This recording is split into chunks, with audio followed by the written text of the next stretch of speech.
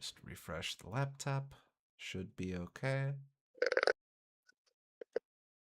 And indeed, that's me and us. Welcome back to our Super Sweet SEGA Saturn Spotlight Showcase Spectacular series of stuff. And it's a simultaneous spectacle showcased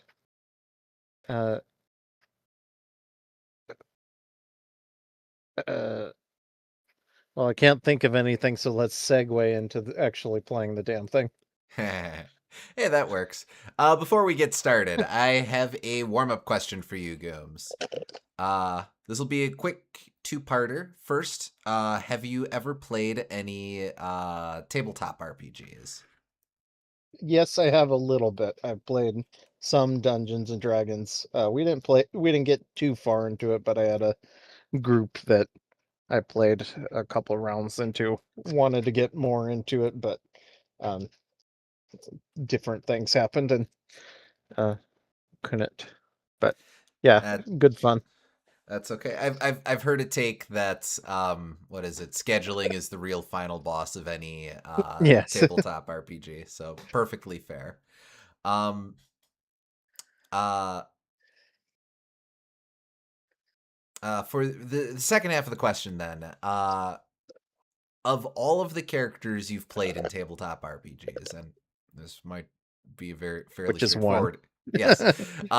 Well, then it's a very easy answer. Who is your favorite? uh, I played as an archer, and he was I can't remember the race. That's like kind of like dark elves. They're like alien creatures. Drow? Maybe drow.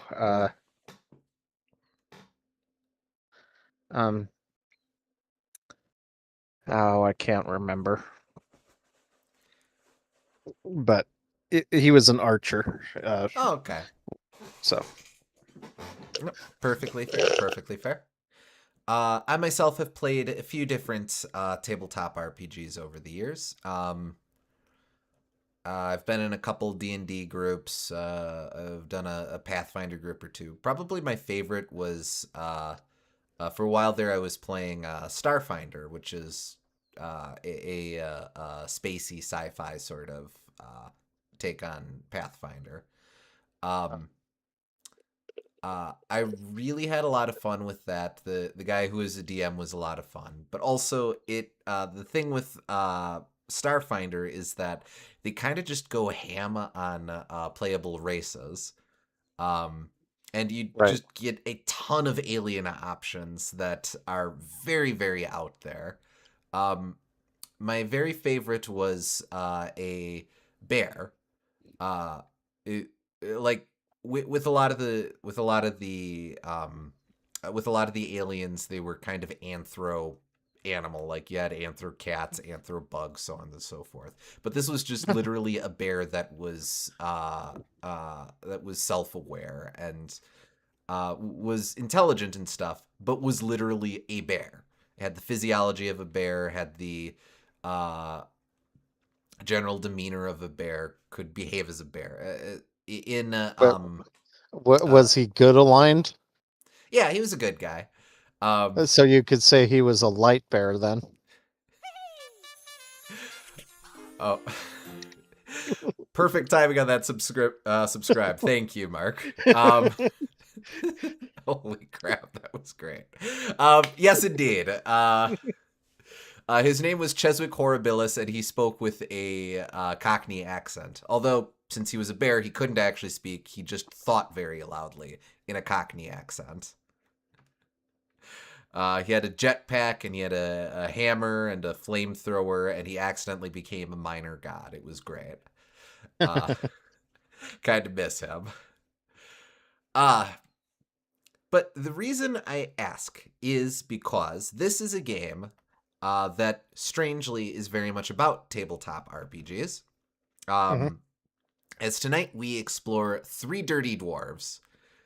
And that is going to be a name that never stops feeling strange to say. Um, three, I'm not gonna lie. I know this has nothing to do with the game, but it sounds like a porno title. I'm sorry, it does. oh, I absolutely. I have thought this for years, ever since I discovered the game. I was like, what? Um, I always feel like I'm admitting to something whenever I talk about Three Dirty Dwarves. I don't know. For what it's worth, and actually, I think there's even like a website or two has like preemptively has adult safety blockers on it. It's not that kind of game at all. They're dirty in the sense that they're literally muddy and kind of crass, but not Yeah, vulgar. They're just doofy brute. You're gonna see fairly quickly that this is quite the shit post of a game, for want of a better yeah. word.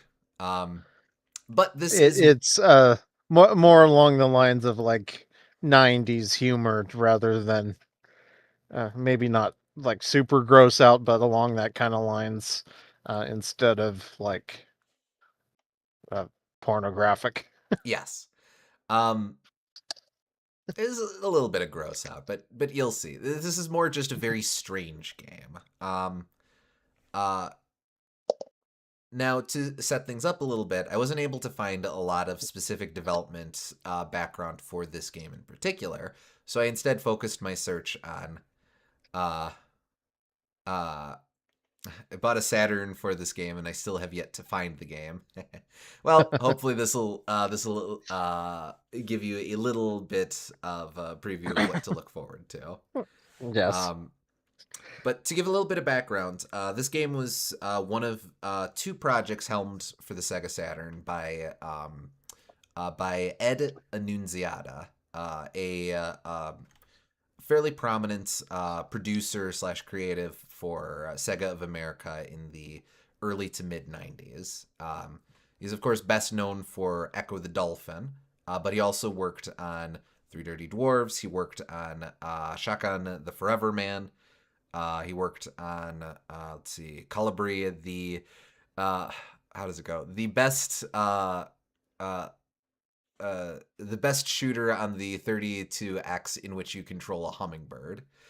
Um, he created Mr. Bones, another Saturn game that we'll start to look at next time. And then after Sega, he worked on Mort the Chicken, now made famous by Pizza Tower. He worked on Tiny Tanks, and he's worked on a bunch of other odds and ends over the years. Uh, I, I I like what I've seen of him. I don't know if he's like a super talented video game designer per se, but the style is definitely there, so it's always fun to see what he cranks out regardless. So the thing to Ed Annunziata's style is that, at least early on, though I think you can still see this with some of his more recent stuff, is that the approach he always liked to take to designing games was looking at a thing and going, can this be a game? So, for example, the idea behind Echo the Dolphin came when he was attached to a. Let me see if I remember this right. It was a software add-on to a now fairly forgotten PBS show called The Voyage of the Mimi. Not super important to get into the specifics of it, except it was one of Ben Affleck's first roles, first acting performances, and it was sort of an educational thing about seafaring dolphins, and yeah. marine life, and it included dolphins. Um, so for that project, Ed had to research marine biology, in particular dolphins, and got kind of fascinated with the idea and started asking himself, "Can this be a game?" He had the very high level of the idea when he interviewed to start working with Sega, and basically carried the idea with him for years before he finally had the opportunity to formally pitch it, and it was Uh-huh. formally accepted. Um, ended up being a surprise hit for Sega. And even though Ed had been working with as a producer for Sega for quite some time before that, that was really the thing that kind of gave him carte blanche to do a lot of very strange or unusual projects. Let's see. Shekan comes from. He saw the graphic novel that it was based on at Gen Con and was fascinated with the idea of a character who is trying to die, uh, an undead cowboy whose main goal in life is trying to die, and thought to himself, "Can this be a video game?" The idea for Colibri came from he was taking a smoke break one day, uh, let out let out a breath of smoke, and accidentally puffed right into a hummingbird right in front of him. The following day, went on another smoke break. That hummingbird came back and was pissed at him, and he was like, "Can this be a game?" Uh, Presumably, you can apply the same logic to something like Mort the Chicken. Can a chicken be a video game? Yeah. As well as Three Dirty Dwarves, can I don't even know the concept of playing a tabletop RPG be a video game, not an actual tabletop RPG. Though it is notable that he was tied to a Dungeons and Dragons game on the Sega Genesis. No, Three Dirty Dwarves is closer to the concept of tabletop RPGs. Can that be a video game? Um, It wouldn't surprise me if he had like a tabletop game running at Sega, um, through with his coworkers or something, and then is all like, "Well, I'm going to combine this with like with modern life and see how that works out." could be, could be. Like I said, a lot of this game is just um apparently a lot of this game was just whatever made the team laugh they threw in. I Um, see. so there's a lot of really silly things. For example, Ed actually voices one of the three dwarves, Greg the baseball dwarf. Um, which eh, you'll see. Um, I could try to explain what the game actually is. It's kind of a beat 'em up, but not really. But this is very much a game where it's just kind of fun to watch it unfold and have that happen to you first and foremost. Gotcha. Um, I will say, in terms of our study of the Saturn library overall, this kind of makes for an interesting pairing with Mr. Bones again, which we'll be looking at next time. Because they were two projects that he was heavily involved with that were developed pretty much simultaneously. Mr. Bones, I think, came out like a week later. Um, Separate Wow. development teams, but he was heavily involved with the development of both of them. Huh. Um, of those, he seems to remember developing Three Dirty Dwarves a bit more fondly, largely because Three Dirty Dwarves is a sprite-based game, whereas Mr. Bones is a uh, oh come on, is a Model based model polygon. based. Yes. Yes, Yeah. a polygonal Mollygon. Good lord, God. Uh, Quit Model. mollygagging around. There it is. Um, but basically, the visual, in his opinion, the visuals to Three Dirty Dwarves aged a lot better than the visuals to Mr. Bones, and he kind of looks back at Mr. Bones as, this could have looked a lot better. In That's this, probably fair.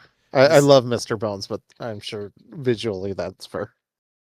in this interview that I listened to, he talked about how if he'd been able to wait a couple years on the idea, it would have been a great Dreamcast game. But Uh-huh. but again, we'll look at Mr. Bones later. For now, this is we start with the sprite based game. Um, Now, the only other bit of set dressing that I'll do is actually I will ask you for to help me out with this, Gooms. Uh, Okay. I gave you the link to the manual. I would like you to flip a couple pages in to I forget how it starts, but it's formatted like a letter that's handwritten. That I believe Yes, I should see it. that should serve as an introduction to the premise of the game. Okay, so you want me to read it now? Yes, please. To whomever is out there, our parents were test tubes. Our nursery was a genetics lab, a top secret military installation somewhere in upstate New York. Oh, upstate New York is our only home. We are 4 children being held against our will. Our names are Laura, Gregory, Billy, and Kyle. Surrounded by guards, experimental weapons, and a hostile environment, we have no hope of escaping by ourselves. But we have a plan. We combine Einstein's theory of relativity, superstring theory, and the laws of chance to create a game. This game begins in a parallel world populated by dragons and swarming with nasties. There is a gate between that world and ours. We have avatars in that world. 3 dwarves named Greg, Taconic, and Courthog. They Uh, are champ. Go ahead. I think it's Courthag. It's supposed to be an A. Oh Like yeah, just yeah, Courthag. I didn't have it zoomed in enough. Greg, Taconic, and Courthag. They are our champions. With skill, endurance, and a lot of luck, the dwarves will find the gateway to to this world and come for us. We have faith that this will happen. It will not be easy. Nasties and dragons are bound to come through the gate with them. The dwarves will be alone in a strange world, armed only with what weapons they can find. The humans they meet will probably not give them a warm reception. So the dwarves need your help. We will try to give you all the information you need. This is a game to you, but it could mean freedom for us. Thank you. so there you go. That's what we're working with. Oh, It wow. High stakes. We're actually trying to save these kids for real. it's it kind of paints this fairly dark, ominous tone to the game. I cannot repeat enough. Not at all the experience of it. It's just a very striking high concept. It, finally, it bears mention. Our 3 dwarves again: Greg, Taconic, and Cortag. Maybe Corthag. From what I can tell, Taconic is the name of an interstate around the Bronx where the game takes place. Greg presumably is named after the player Gregory, and Corthag appears to be an actual, just made up fantasy name. So you kind of do have an accurate slice Yeah, it sounds very, very Dungeons and Dragons coded and how uh, ill-fitting all these names are together. yes. All right. Let's go ahead and switch over, and I'm just going to let the game's intro speak for itself. Let me just do this, and here we go.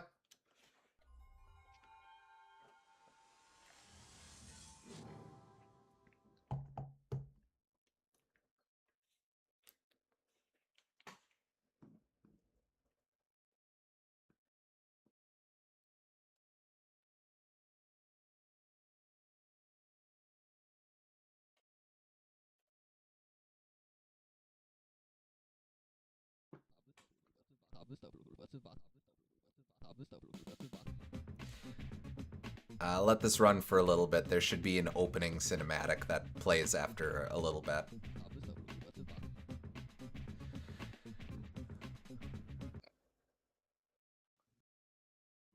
Okay, here we go. Middle Earth, a path in the forest heading north. You must find the gate. A hidden path. Take it? Yeah! Take it! It's dark, dank. There's a tree. A really big tree. Climb it or go around? Climb it! Who's gonna climb it? Hold it! You! Up the tree!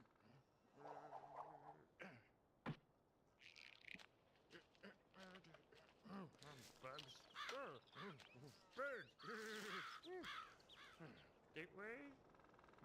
Gateway! My turn. There! Orc attack from the bushes.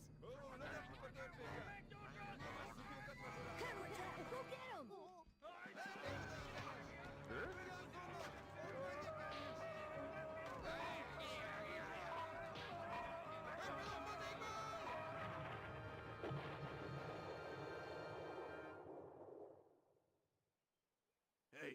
with your sword.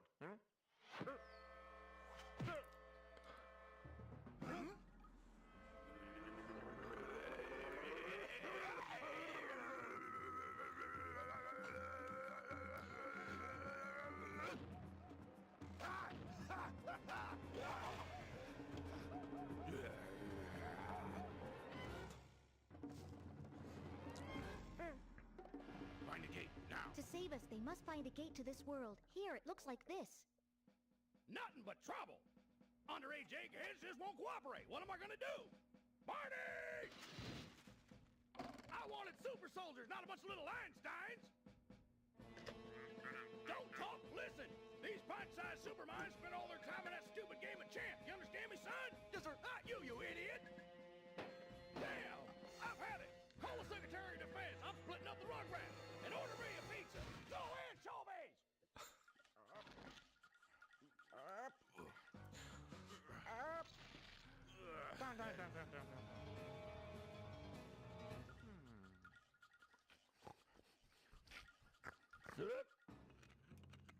This is the gate that we've been looking for. Now we must pound the earth. Oh no!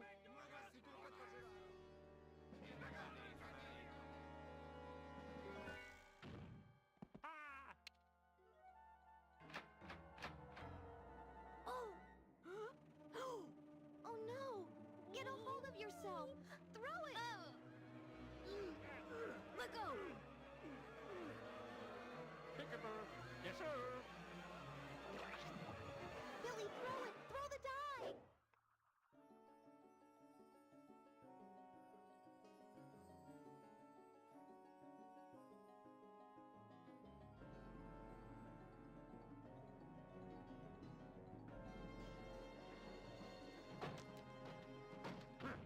Take that.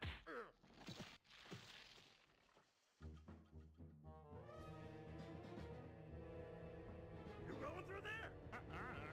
I'm not going through there. Maybe we should go through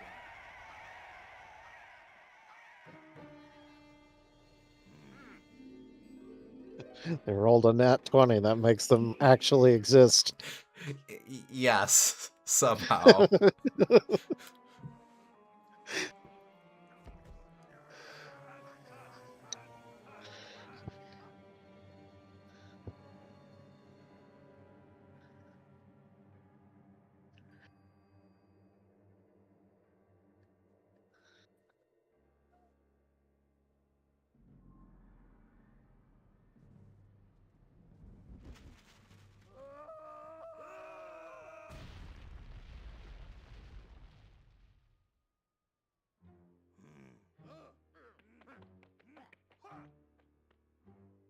Look at this place.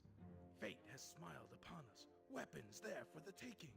We will equip and armor ourselves for battles to come. Helmets. Clubs. We will save these children. Do you think we should freshen up a little bit before we go? No, no time for that. Metal stick. What happens if I pull on this?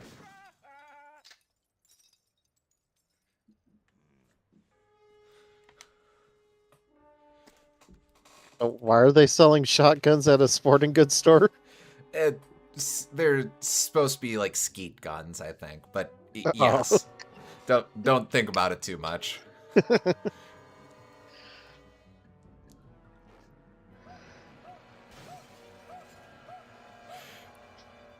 And those are our heroes.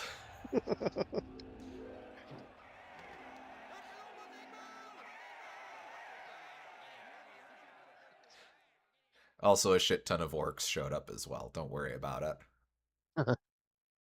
So yeah, that's that's our setup. Okay. Um, Kind of weirdly, a little bit coded like the Satanic Panic, freaking out about Dungeons and Dragons a little. I guess a little bit, huh? So we'll be playing just a normal run. It is worth note that this game allows up to 3 players. Makes sense. I can only select 2, but if you had the SEGA 6-player, an add-on that allowed you to hook up to 6 controllers to your Saturn, you could have a 3-player co-op. But we'll stick to single player, obviously, since it's just me, but also because they remove a bunch of levels in co-op, and you'll see why we very much want those levels in here. Oop. Wait, how do I... Oh. Nope, stop that. Oh, right there. Alright, let's get to it. Level 1, Streets of Bronx.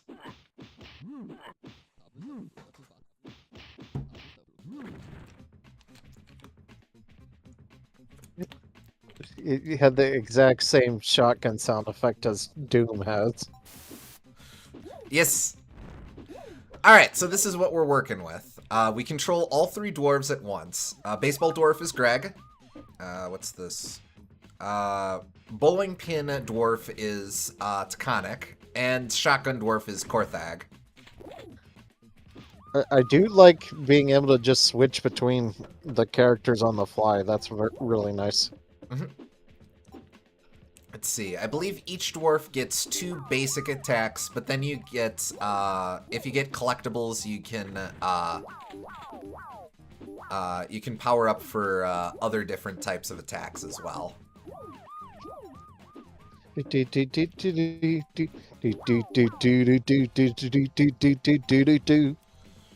That sounds like that.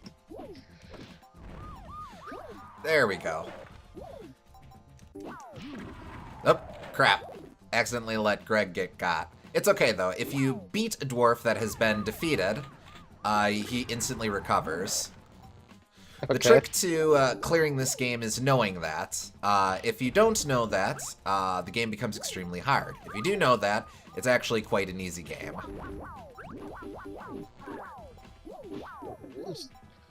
Yeah, so it's like, I guess just don't get ganged up on and get hit 3 times. Pretty basically. much. Those skulls that we collect, the more of them we get, the more it soups up our attacks.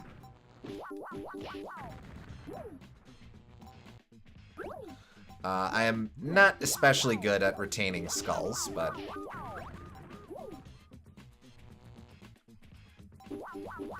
I believe there are different attacks for 2 of the dwarves, and then there are special morph dwarf attacks that use all 3, but which attack you get is contingent on which dwarf is in the lead. Huh.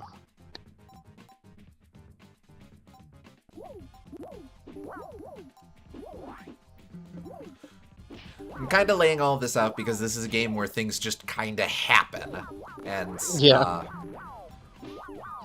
the sooner you learn how to yes and with all the game's weird offers, the better the play experience is.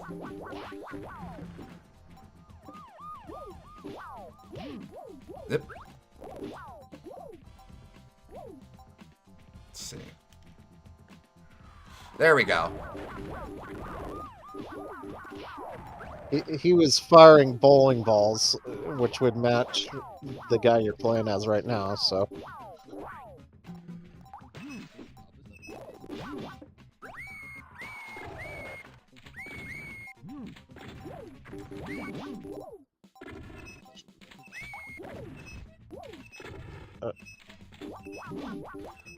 They're sludge monsters, don't worry about it. Speaking of, where is that other guy? Oh, crap, I totally... Oh, there he is. Uh, If you lose a guy, you can sometimes find him in goodies or in crates and stuff. Huh.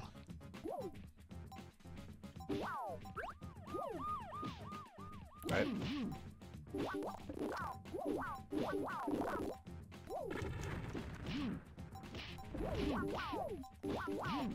Oh, come on.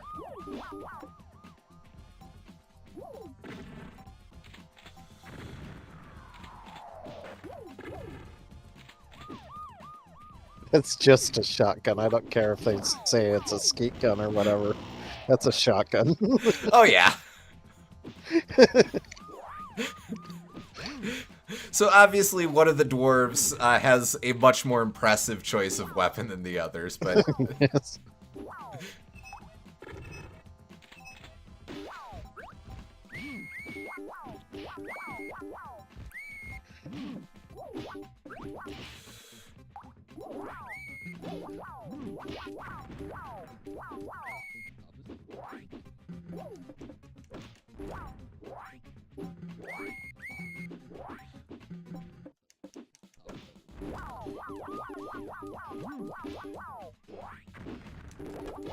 Yeah.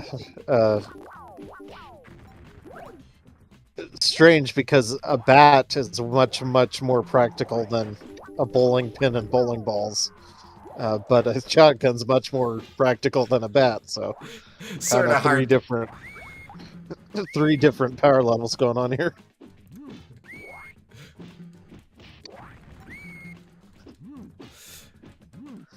Oh wait, I don't want to be down here.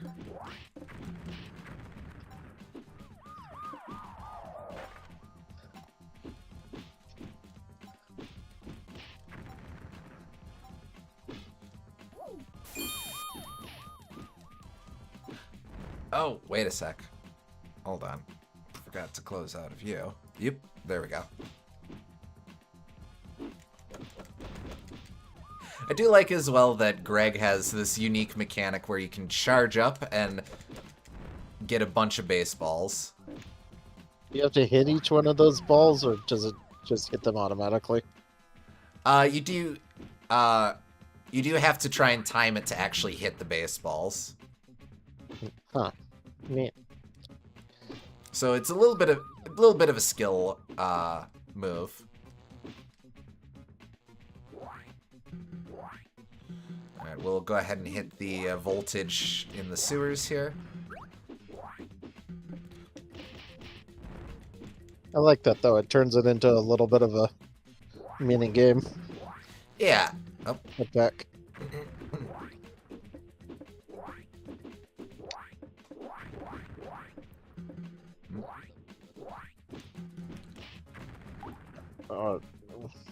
Yep. Oh, there we go. That's the first stage.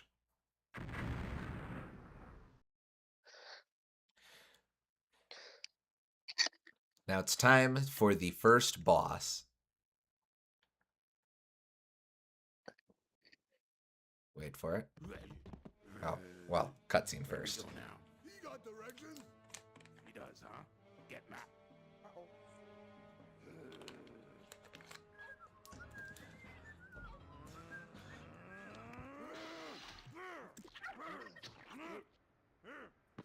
This is the map that will guide us. To save the children, we must travel north.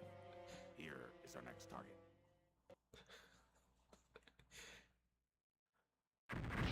Here, it's our next target. Again, that's Ed. All right, Pit Bully.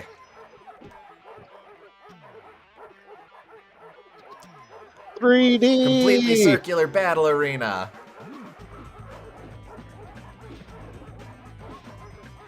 All right, so the gimmick here is that you have to learn that you can actually attack the background. Actually, it's a little loud. Hold on. There we go. A little easier for me to hear. Because he's a bully who throws pit bulls at you. Yes.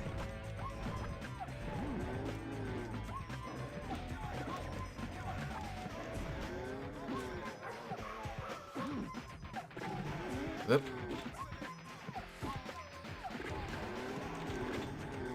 Alright, we've damaged him enough that he's now leaking pit bulls.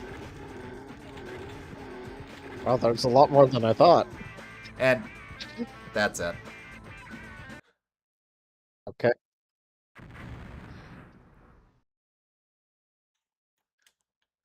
Well, that was an interesting idea for a boss, I guess. That's pretty much how it's going to be. I'll also say there is a strange amount of lore for literally everything in this game. The manual has puts in a lot of details for all of these randos. Yep, come on.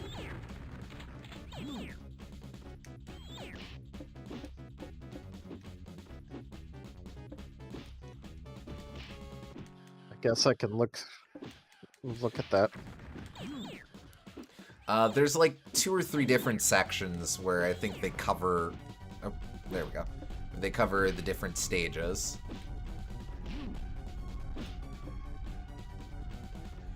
Let's time this. There we go.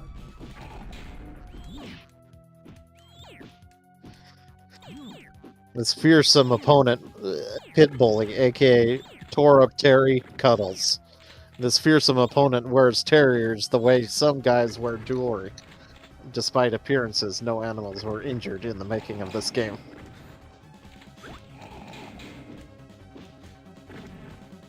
So there you go. Nothing to worry about.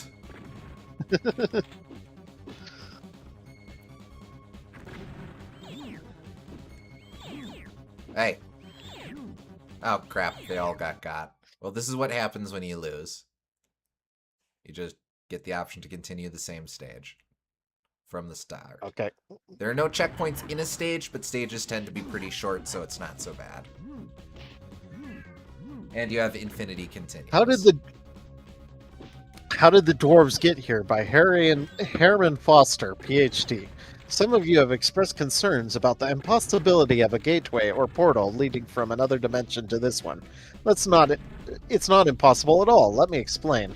Imaginary dimensions. First of all, the other dimension described in this game is imaginary. It doesn't exist. But non-existence only makes interdimensional travel that much easier. You see, when a dimension is a figment of the imagination, the normal rules of physics no longer apply. And keep in mind that the normal rules of physics are outmoded anyway. The intelligence factor. Experts agree that the 2 main intelligence indicators are 1, the ability to learn from experience, and 2, the ability to adapt to one's environment. The 4 children who created these dwarves and their environment are, by all accounts, exceptionally intelligent. Their IQs are off the charts. Being geniuses, they must know that actual experience is a better teacher than an imaginary one. It's also easier to adapt to a literal environment than a virtual one. These children are also perfectionists. Even in their play, they strive for perfection. Since it is more perfect to exist than not to exist, the interdimensional gate must therefore be real. Okay. I guess that's how it works. By locating the dwarves outside their own minds, that is, in an imaginary world, they have created a space-time paradox that must be resolved. The dwarves, in essence, are stray thoughts that must eventually return to their source, i.e. the children's brains.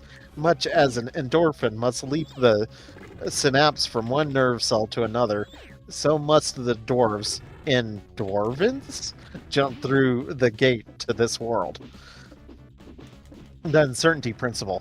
The so-called uncertainty principle also plays a role. As Heisenberg theorized, even the simplest observation of a phenomenon will change the phenomenon.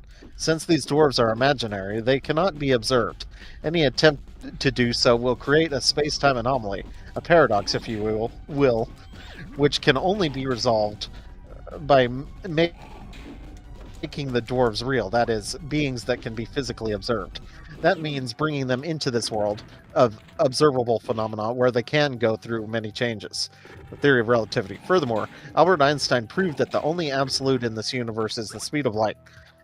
Space and time are relative, so if we can imagine dwarves existing in another space and time, then they must be real, relatively speaking.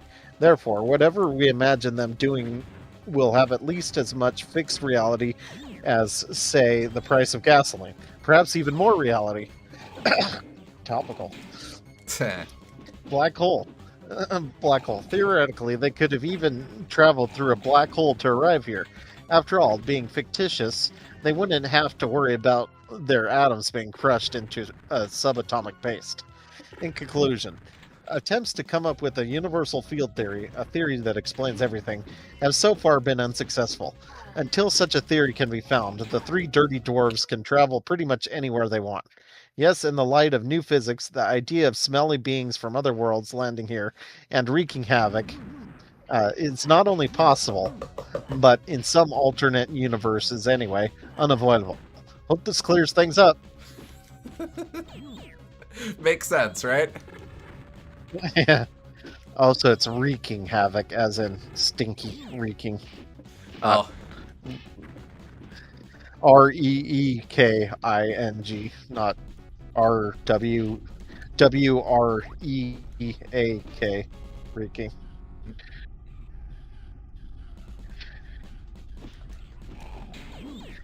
Because they're stinky. yes. Well, they're not dirty dwarves for nothing.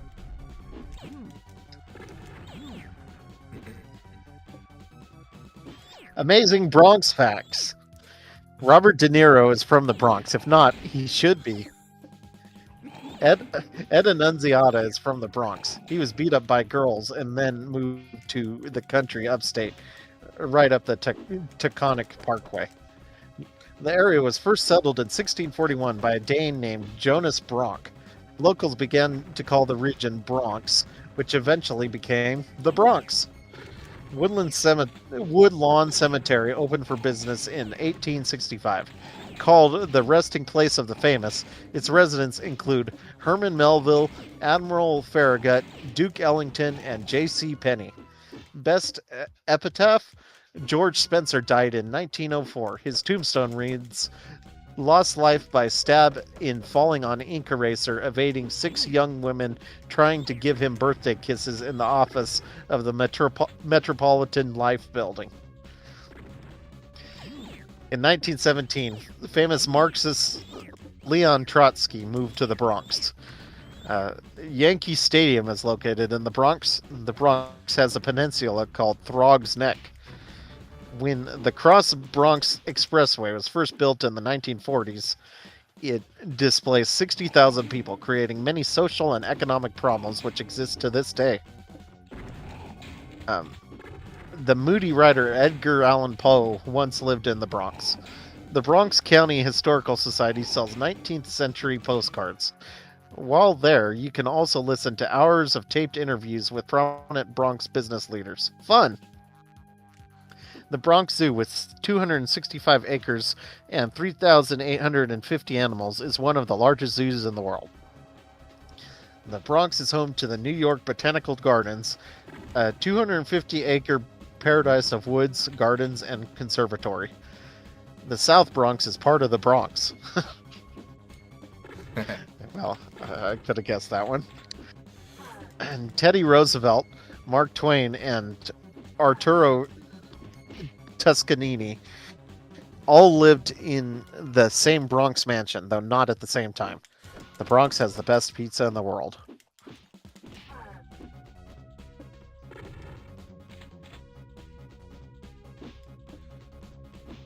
There we go. I just had to defeat a well-bestowed lady orc.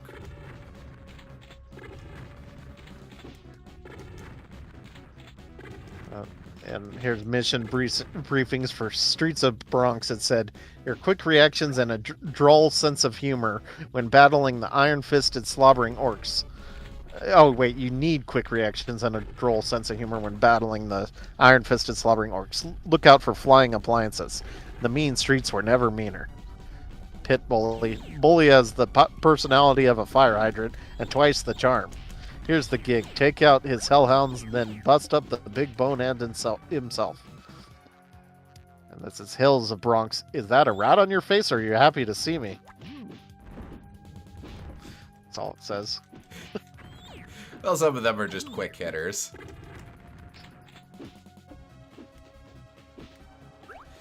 I remember from my first playthrough that this stage and the 5th stage felt like far and away the longest in the game, which is weird because it's there are like 15 stages. They just kind of front load the difficulty such as it exists. And there's all kinds of crazy stuff in this manual. Yeah, it just keeps going and going.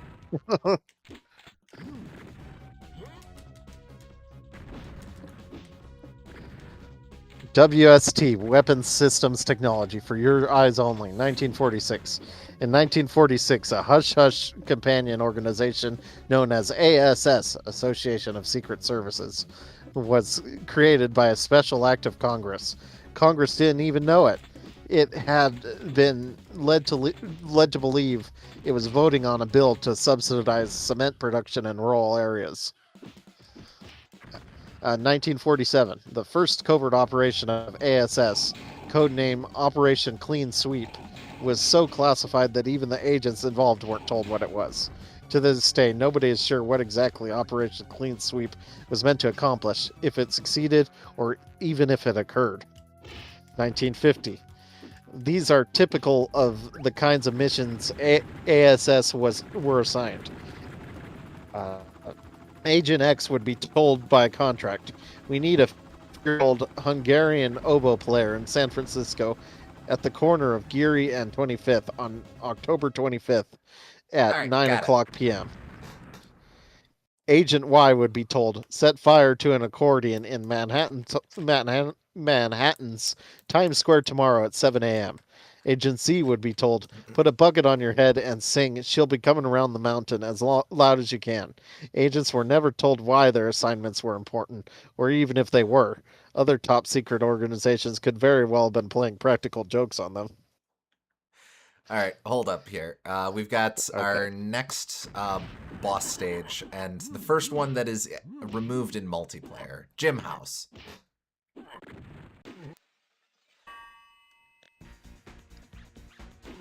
All right, our boss is the Gym House. Literally the entire gym. Which you can see is actually a 3D object here. It's a step up from Boogie Tent. Yes. Oh. Oh no! Boogie Tent Mega Evolution. He very briefly roided out. He got swole. I don't think they want to be swole. So it definitely behooves us to use ranged attacks on the gym. Oh.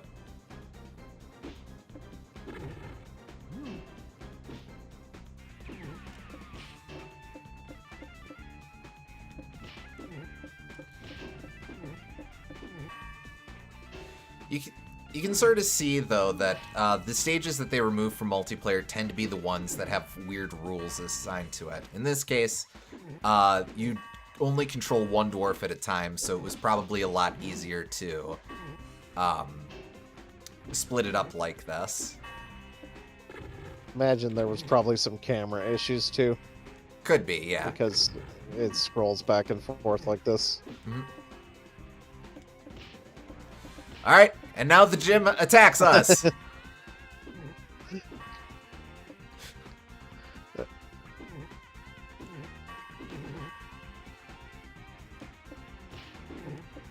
Just keep up the assault from range.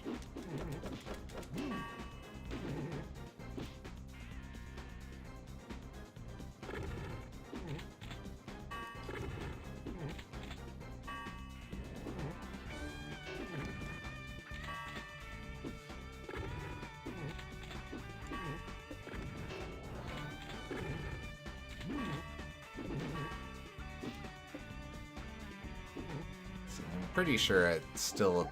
Oh, yeah, if I get close, now they just try and crush me with the gym.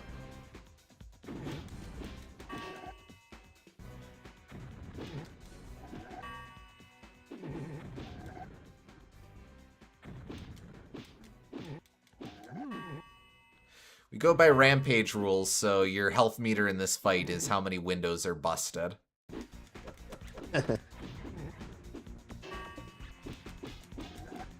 Although I don't think we can directly bust the windows ourselves. There we go. And that's all she wrote. Okay. That was fun.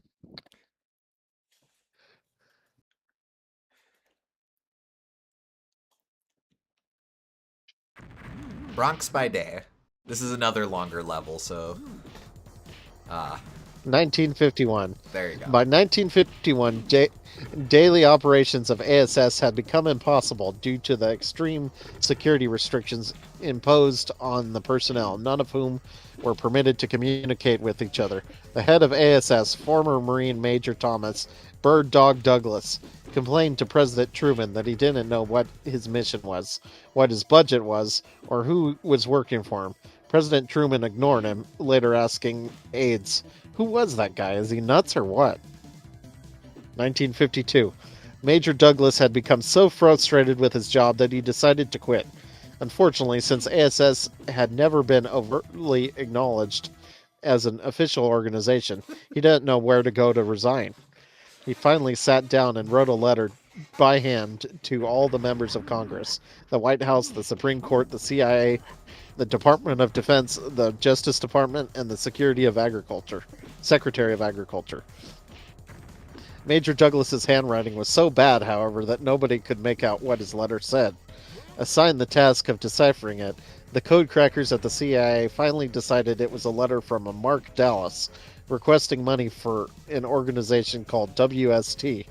The CIA concluded that WST stood for Weapon System Technology and recommended that funding be granted. Okay. 1953 to 1960. And so Major Douglas, to his confusion and delight, found himself in charge of experimental weaponry research. He was pleased to have a job he understood, even though his staff had the strange habit of calling him Mark or Mr. Dallas. Until his retirement in 1960, he did his job well. Under his leadership, WST developed the Exploding Cow, the stealth taxi, the invisible machine gun lost during maneuvers, unfortunately and never recovered, and the paper cut laser. The paper cut laser contributed to one of the great victories of the Cold War. Snipers opened fire on the fingertips of KGB bureaucrats, kind of an oxymoron, in East Germany, and the resulting injuries made them unable to file top secret documents for 6 weeks. 1960 to present. Weapon system technology has grown 100-fold since Mark Dallas retired. From simple weapons and explosive devices, WST has branched out into military software, robotics, psychological warfare, and genetic manipulation. Since 1989, WST has been under the command of Colonel Wagon Bridges, who hopes to lead WST into the 21st century and beyond.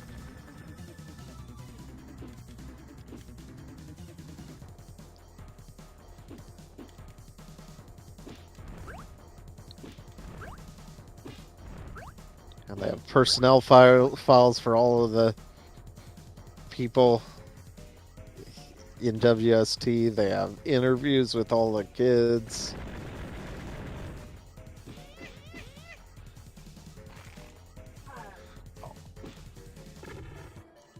Like I said, it just They have keeps an ad going for- and going. They had an ad for Scud, the disposable assessment. Sub-reality just got funky. It's cool to be a robot.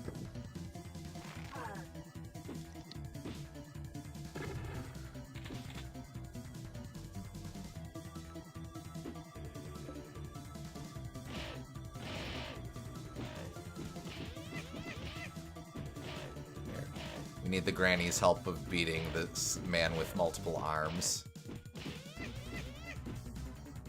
There we go. Thank you, lady.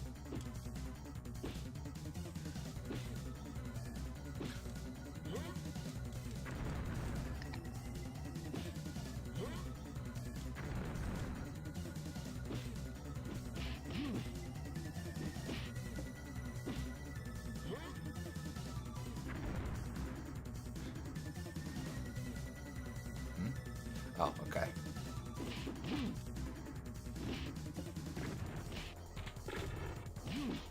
I do believe that newspaper was attacking us.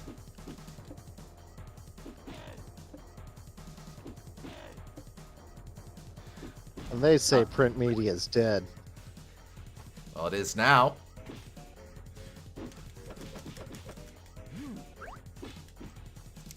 I'll say as well, there are a lot of unique unique enemies in this game. Oh, gotta watch out for the bag lady. Or duct tape lady, rather.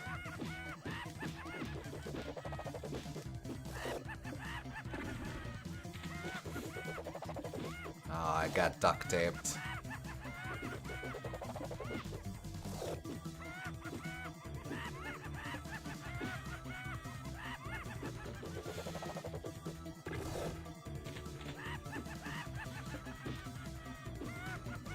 Like, there we go. Alright. Like, given the scope of this game, it's,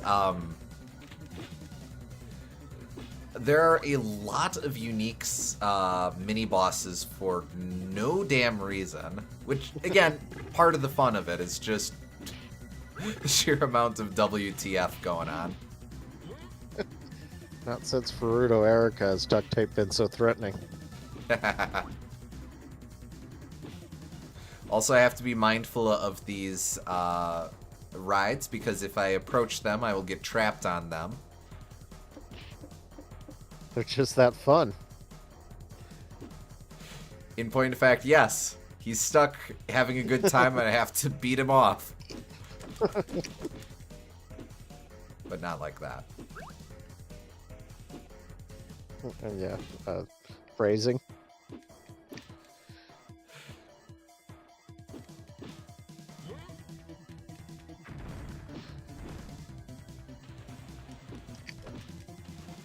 Here's our local arsonist. Out of here. And his identical twin brother.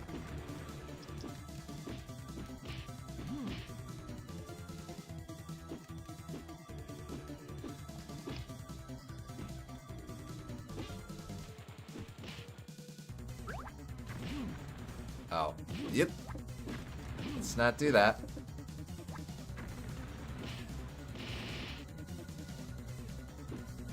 Love the amount of energy in this soundtrack. Yeah, Feels very legitimately- modern, like more feels more modern than like it feels ahead of its time. There's a crazy amount of energy to the music in this game. Uh-huh.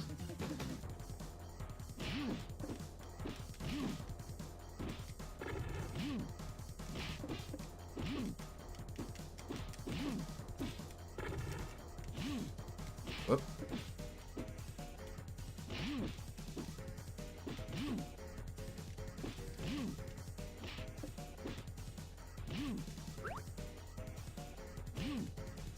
Come on.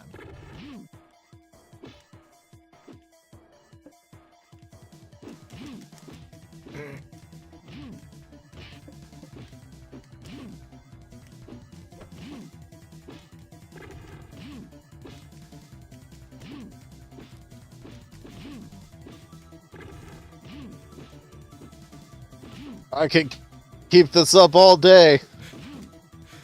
Kinda.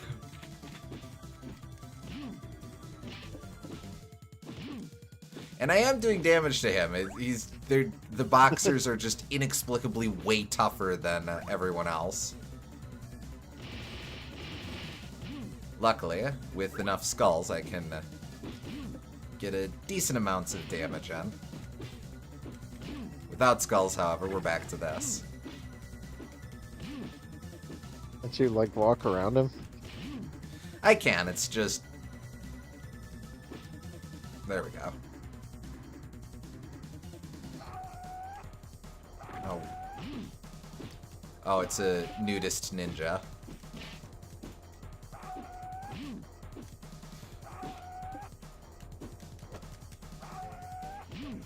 Tastefully censored.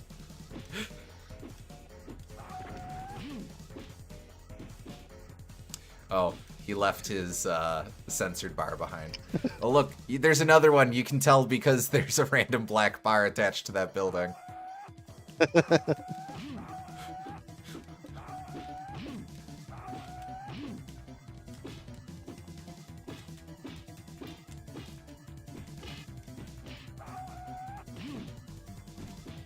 Do they have GIMP masks on? I think they're supposed to be like pantyhose masks or something, but yeah, kinda.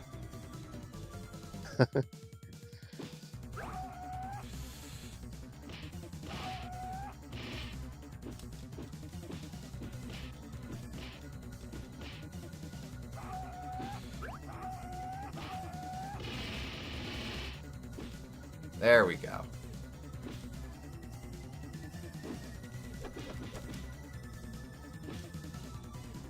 I didn't feel that at all.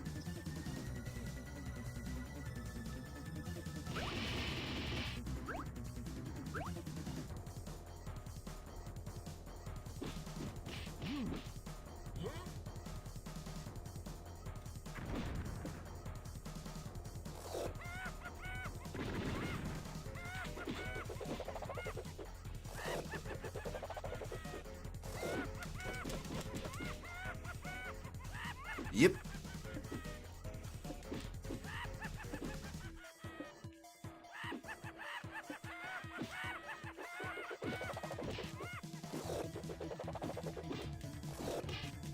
There we go.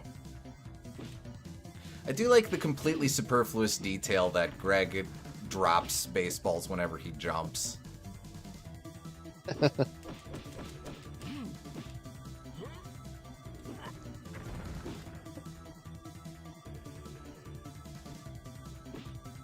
Oop, told both.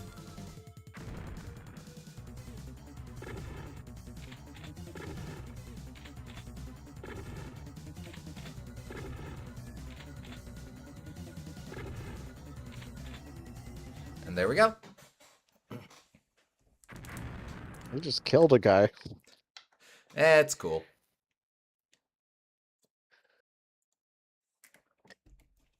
Don't worry about it. Bouncing Bad. This is another one that was I guess submitted for multiplayer. I guess we're not capable of doing anything evil since we don't actually exist. There you go. Oh. So this is basically it. It's a boss fight, but the boss is up there, and you have to get up there by bouncing on the bad. Huh.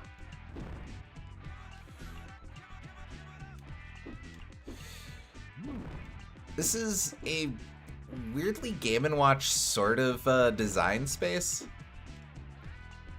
Kinda, yeah.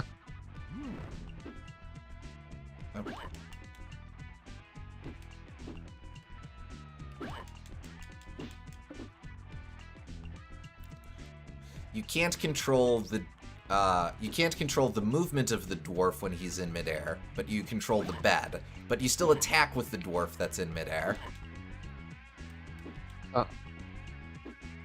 Very, very strange.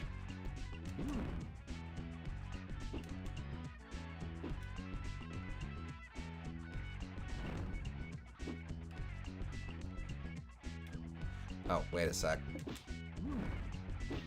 Get back there.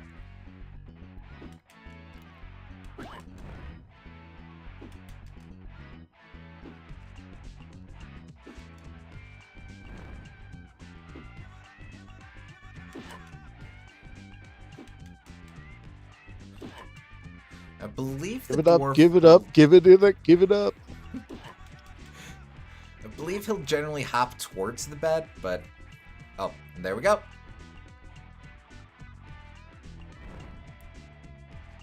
And he exploded too, for good measure. Like, I can't say that some of these, if I were to be really picky, some of these designs are like not very intricate, and they're like over very quickly, and they don't really they're a little janky, and they don't like test your skills all that much.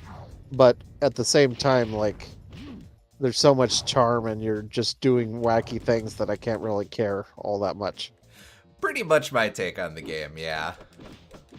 Like it's so. What even is it? But at the same time, that is Yeah. absolutely the fun of it. Uh-huh. Like, the fun in this is just seeing what happens more so than getting too in the weeds of how it's designed. Mhm. And I think that that's fair enough. Oh, hey, back I up. think if you're going to do a game like this, making it really easy is probably a good call, just so you don't feel so inclined to get hung up on the actual game design of it. Yeah.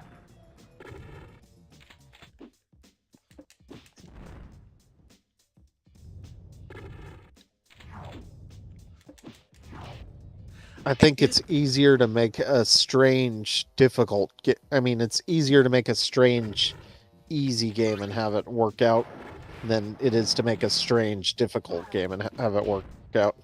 Mm-hmm. If that makes sense. Makes sense to me. There is kind of some balancing between the different dwarves as well. Korthag's shotgun, again, way more powerful than your other weapons. And from a practical standpoint, way more useful because it has hit scan in a 2D platformer. So, Yeah. you know. But at the same time, he's got a bit of a delay after he fires, so it's harder to spam that as an attack. Uh-huh.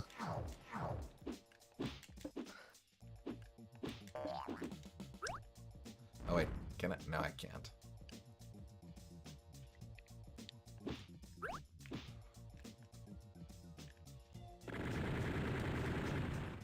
Ah, whiffed that.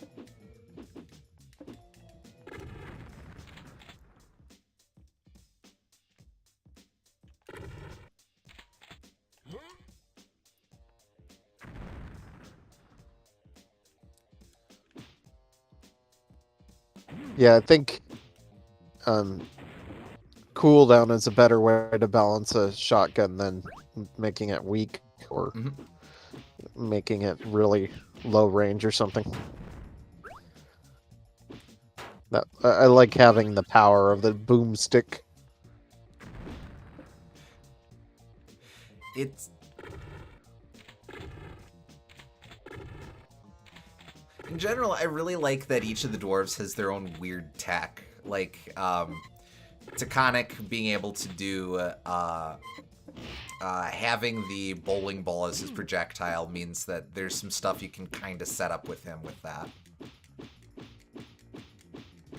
I don't know And you that can I'm break actually this doing guy's kneecaps. Yes, you are. Okay, good. Yeah, this game looks dope. Glad we're in agreement on that. I have a better chance of getting this game on PC, but it's only single player on PC. I do think that you miss a lot of the fun experimental levels playing co-op, but at the same time, PC has an improved soundtrack, so it might be worth playing for that alone. I really like the PC cover of the title theme. Oh wait, I can just jump over them.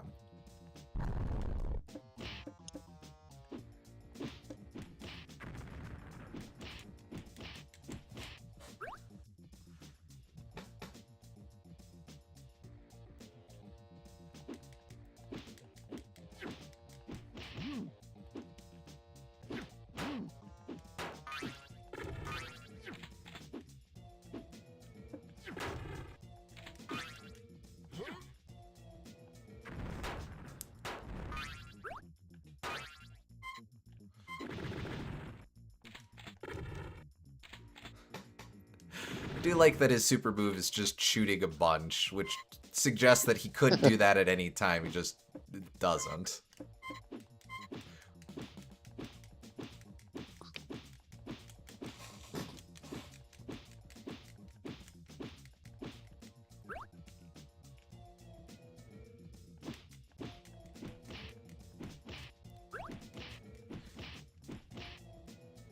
Yep.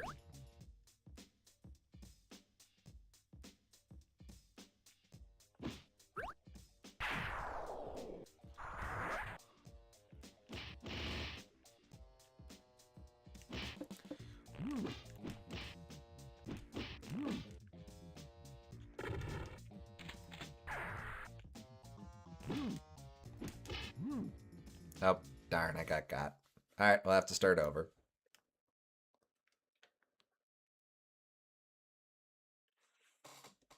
Darn, he was the boss too. Oh well.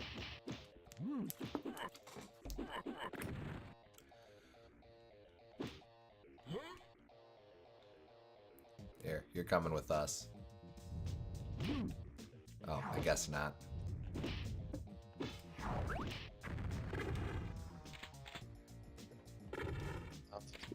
Naked ninjas, aka skinjas. In their training, these deadly fighters took a vow of nudity. By overcoming embarrassment in social situations, they have become fearless warriors. That's how that works. Frazetta, a four-armed freak determined to rip you limb from limb. Where did he come from? Nobody knows. Boxers, lightweights, aka Aaron the Feather Fritz, sparring Sean.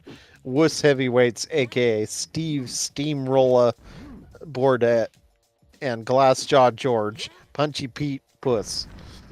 They may have been hit in the head one too many times, but these punch-drunk pugilists are still a force to be reckoned with.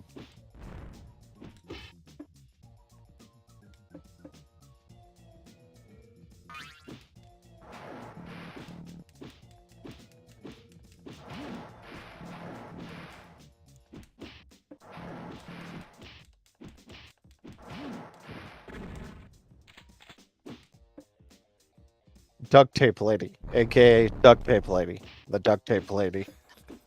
What more do you need to ask? I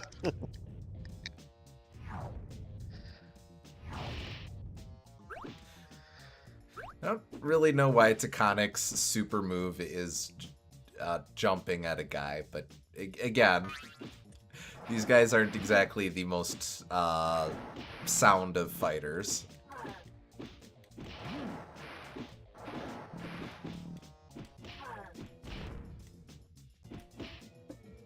Ah, man.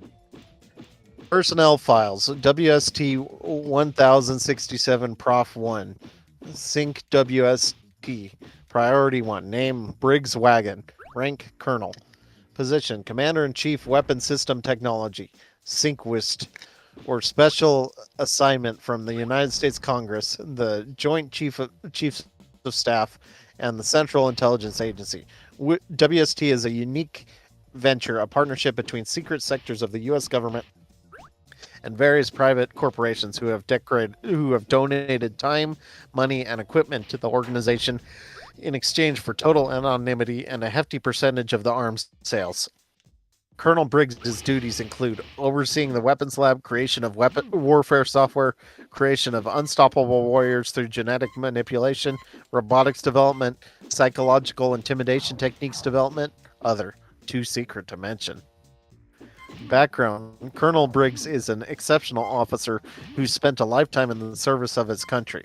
Though he has been repeatedly decorated for bravery, distinguished service, good conduct, and perfect attendance, the public at large, and even most of his colleagues, are unaware of his heroism. Very much the boss situation, I suppose. This is because of his career. It is a secret career. On paper, Colonel Briggs doesn't even exist. He is the federal government's unofficial military advisor for all covert operations. He has burrowed beneath the hot desert sand of the Gobi to escape wily trackers. He has single-handedly blown up destroyers in the Red Sea. He has taken out Soviet machine gun nests in the teeth of raging blizzards. He has parachuted onto Mount Everest. Do planes even fly that high? No, absolutely not. He has reorganized the Pentagon's filing system. Oh, that's how you know he's serious. And now he faces his greatest challenge. He must transform 4 reluctant, brilliant children into the warriors of tomorrow. Hobbies. Colonel Briggs does not believe in hobbies. Habits. Gargles with cobra venom, terrifies subordinates, uses a live grenade as a paperweight.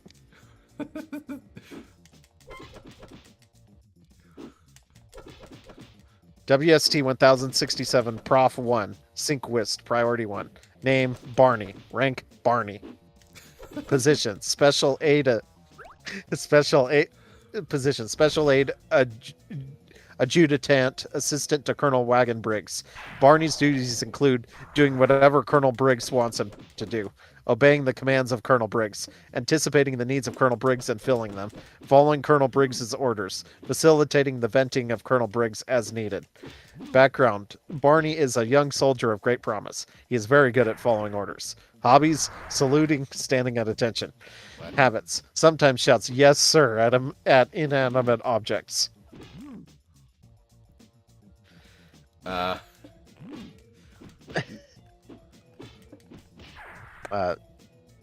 WST 1067 Prof 1. Synquist Priority 1. Document 1 Backgrounder. WST 4 Gencor 1. Codename Gregory. Although he is weak-sighted and soft-spoken, WST profiles indicate that Gregory is a natural leader. He is a chess master and walking library of facts, statistics, historical data, languages, and literature. Since the funding of Operation Daycare, Greg has been deployed in weapons development. Greg has developed encryption software that has encased all our top secrets in a code so thick nobody can break it. Unfortunately, the encryption is so good he can't even crack it himself. That's actually true about encryption these days, but because they have like machine learning and stuff. But anyway, all our documents essentially are lost, and the software therefore has no known military value. Retrieved from Gregory's basket, written on crumpled, torn paper. It is theoretic, scratched out. Theatrical, scratched out. Possible for scratched out. Alternative, scratched out. Other worlds to merge with this one.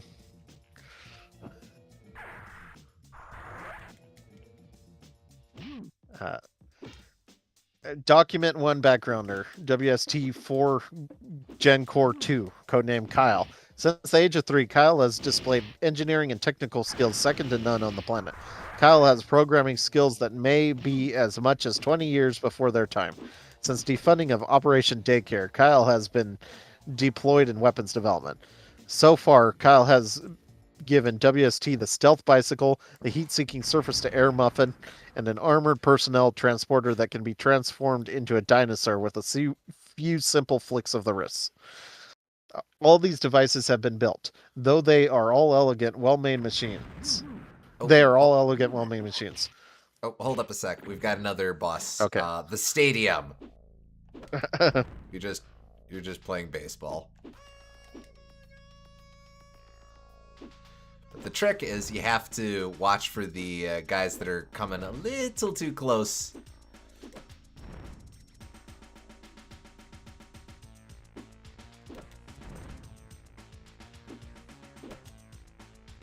Oh, It's fun. I like this. let's see if I remember how this goes. There we go. We can now...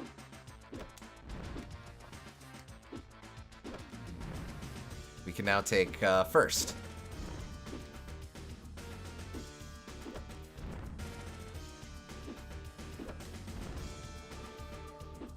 Yeah, Lean over this to is the really side cool. This is just like a damn good minigame.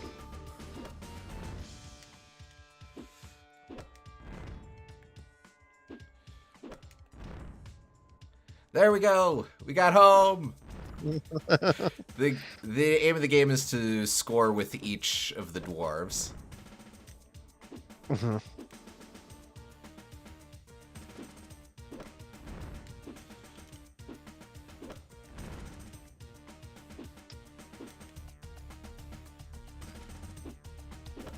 Uh-oh, getting a little close for comfort.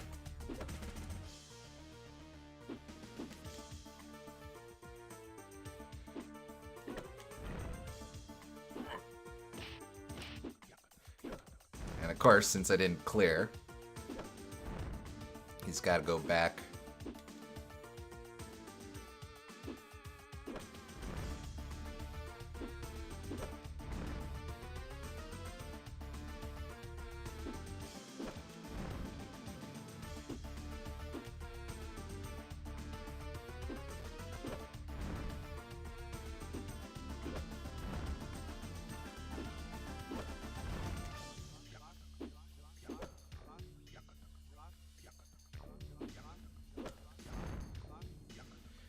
Alright, just need one more.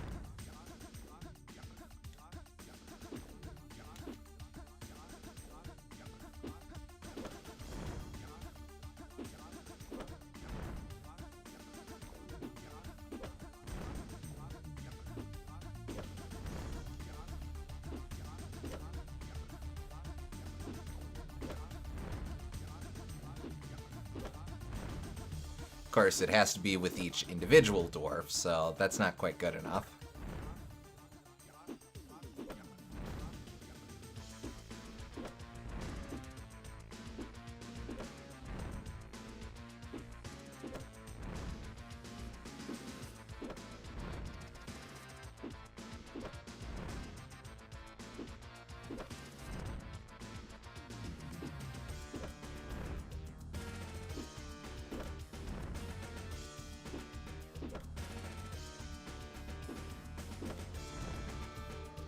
There we go. Steal home! Yeah! That's it. Very fun concept there. And now we get an actual boss fight. House of Fire.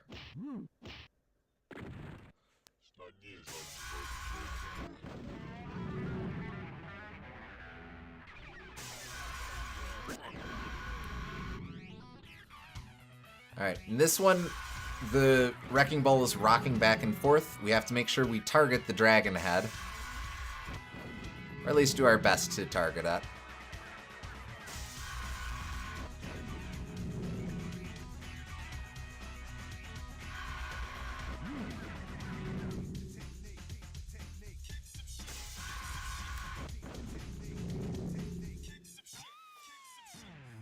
Oh. I missed that before. I guess they got away with just having a lyric of kick some shit.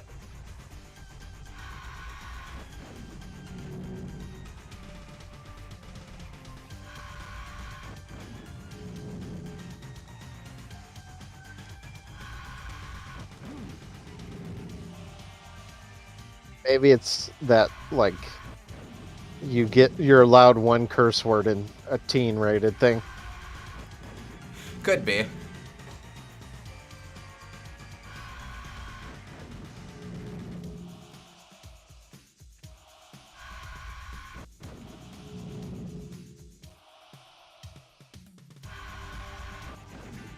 This one I'm not super confident on what I'm supposed to be doing. Oh, there we go. There we go. Got him. Okay.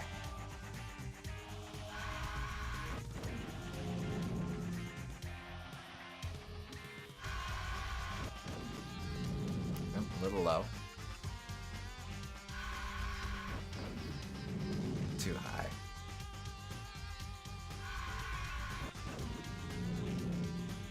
Now it's on the lower one? Yeah.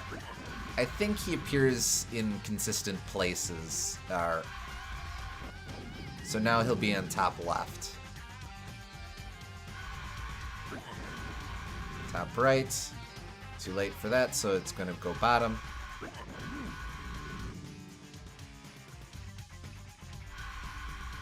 Oh. Okay.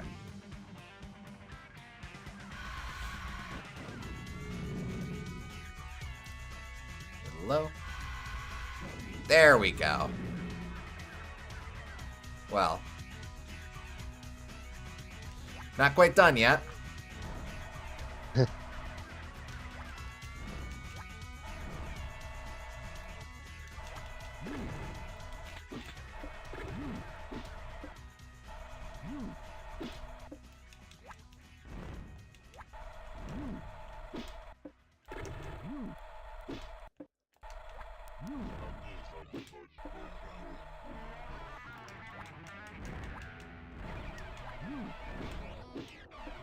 Oh, right. Okay, that's the play. We can't actually damage him, but we can nudge him to the side.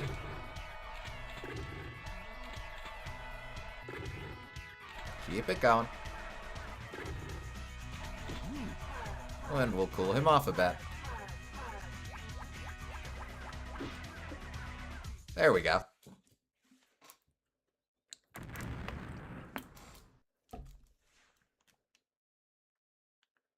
All these devices have been built. They are all elegant, well-made machines. Unfortunately, they have no known military value. Found in Kyle's quarters, written on a note paper and pencil. Cool ways to get Briggs all mad. Salute him every time he says anything. This always ticks him off. Call him Daddy. Hug him. Draw pictures of kitties and weapons manual. Alright, now we have the Donkey Kong Country minecart level. For some reason, I'm always a we've got fan. a lot of teddy bears.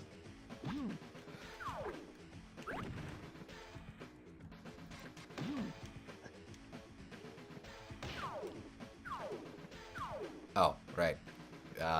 Behooves you to try jumping.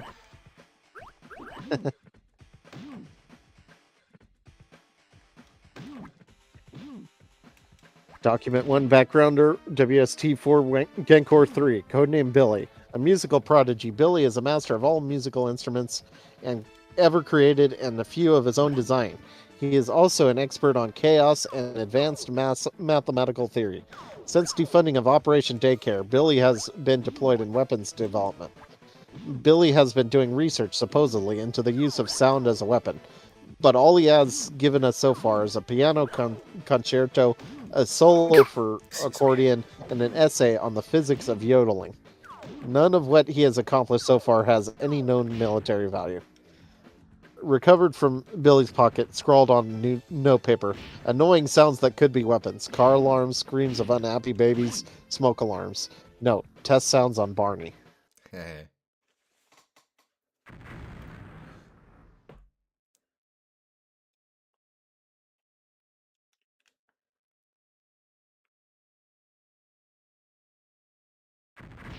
Man of Thousand Swords. Here's, again, these high concept boss fights are just coming hot and fast in this one. Gilgamesh? Actually, he's got some relevant lore. Okay.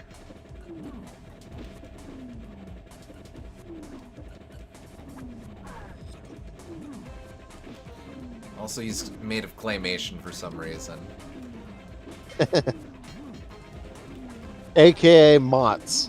Believe it or not, this red-eyed swordsman was once a mild-mannered salesman from Jersey City. One day, something snapped.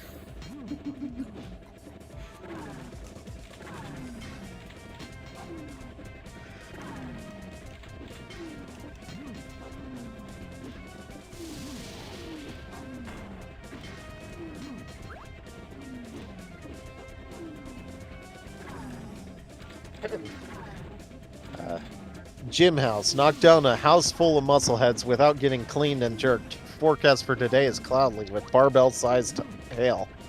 Bronx by day. They call him Frazetta, a four-fisted bully who loves cholesterol and hates you. Some advice, forego the pizza or you could wind up as the special topping. Bouncing bed. Some orc is bent on triple dwarficide by boulder drop. Lucky for you, you're armed with a mattress. Pressing the D-pad left to right moves the mattress, not the bouncing baby. No napping now. You snooze, you lose. Garbage Hills. What a dump! Die, Mr. Bad Wrench, and take this skip loader face with you. House of Fire. Every dwarf should have a wrecking ball. Ride it, you bad thing. Demolish the apartment and put a damper on the scaly thermal blowhard. The stadium. Orc outfielders catch the ball with their faces. The cheaters. RBI your team around the bases without getting beaten to a pulp. No bunting. Trolley ride. Score some skulls on these tricky tracks. You must be this tall to ride the trolley. As always, dirty dwarves ride free. Man of 1,000 Swords. This former sales manager from Jersey opted for early retirement to pursue his hobby. It involves tall buildings and flying swords. Oh, and he doesn't dig her. All right, now we are on Rikers Island. Rikers Island. New York's famous prison is tailor-made for people who want to get out of the city but can't take that commitment to Connecticut. Play Where's My Crime with inmates while they get cute with a fork.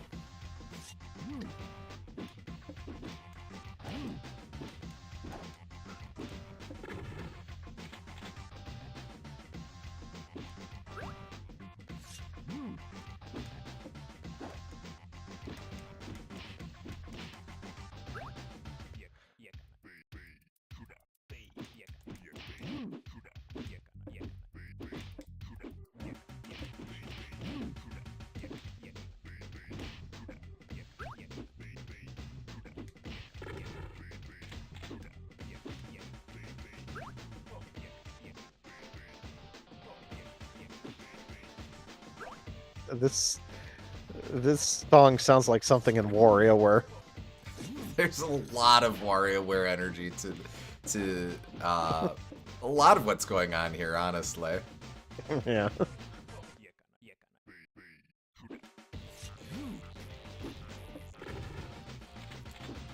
I like that they're just guys, prisoners casually trying to break out and back there. Keep trying.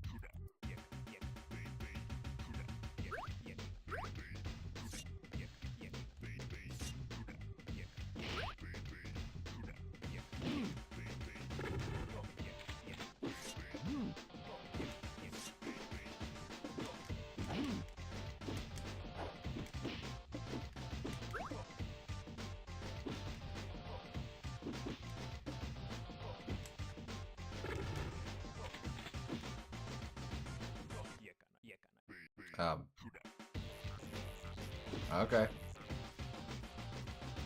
Oh. Keep trying, Oh, guy he in the got mad. background. You'll make it. Keep trying, guy in the background. You'll make it eventually.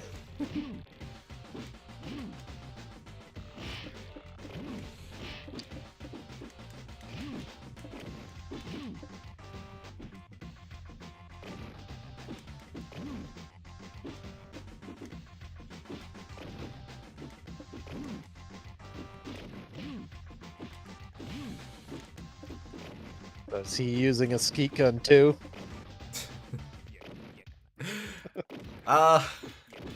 Maybe. Yeah, that's it. Everyone in this world is just all extremely well-armed people in this world are just using skeet shooters.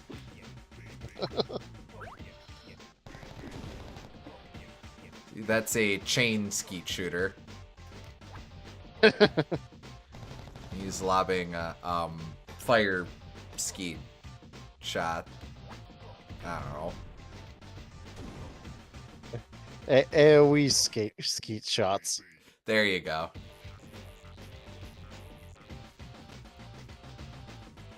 For when you need to shoot down multiple skeet in a single small area.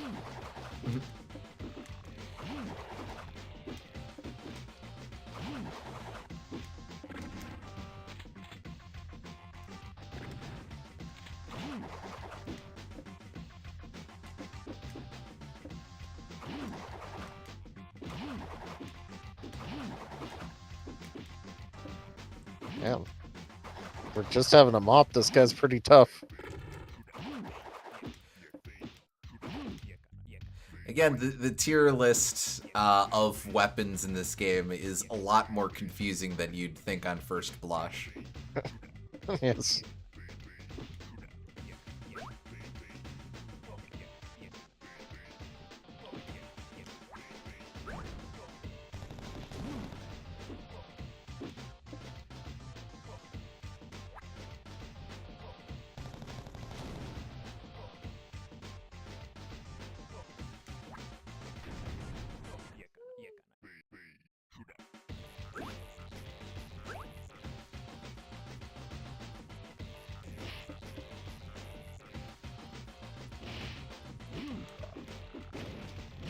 WST4 Gencore 4, codenamed Laura.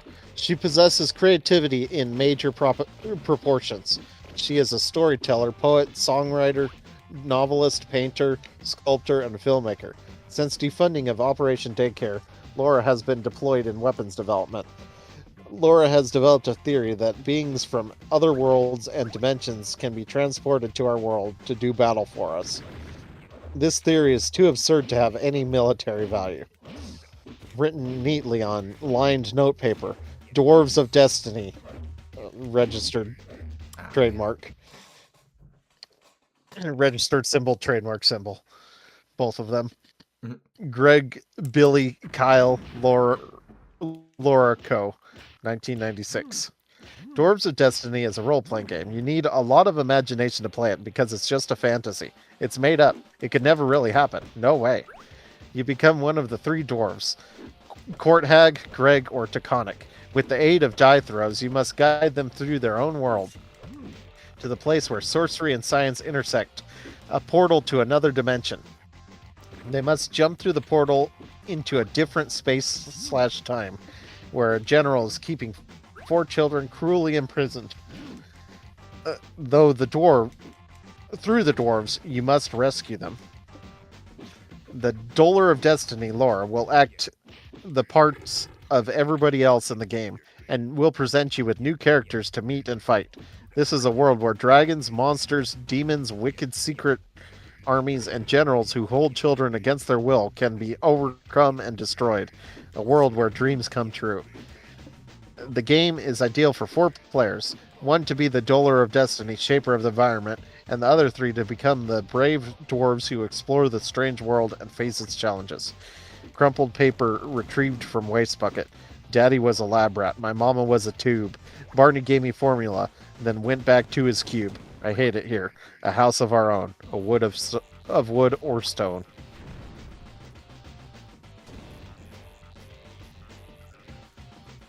An interview. Laura, Gregory, Kyle, and Billy were interviewed by Pesky Magazine for their preteen spirit spotlight section. Pesky. You were test tube babies, is that right? Laura. Sort of. Kyle. Worse than that.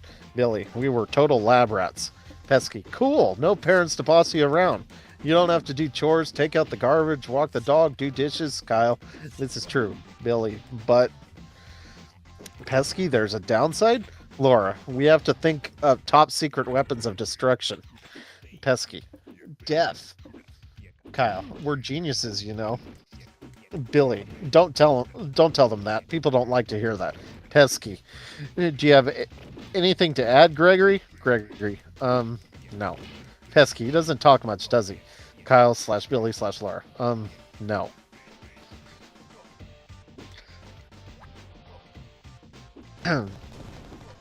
WST 1055 term.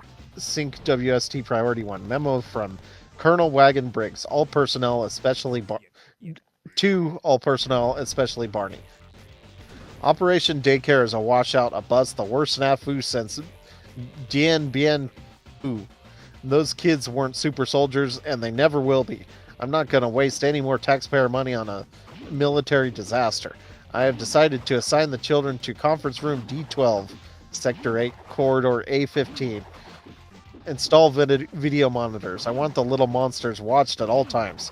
Give them crayons and graph paper and tell them to design us some super weapons. Pronto. Let's see how smart these pint-sized mental giants really are. That's it. Move it. Briggs.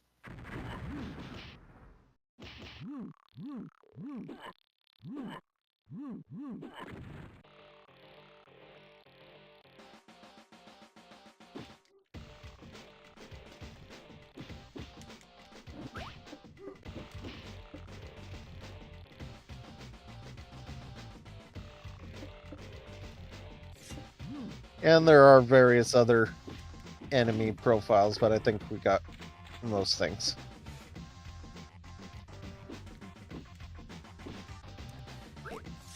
But yeah, very cool. And lots to love. It's very much an example of what we've lost with the transition away from game manuals. Yeah. And like, yeah, we don't really need manuals these days. I get it, but you could do a lot of really stupid, fun shit like that. Yeah.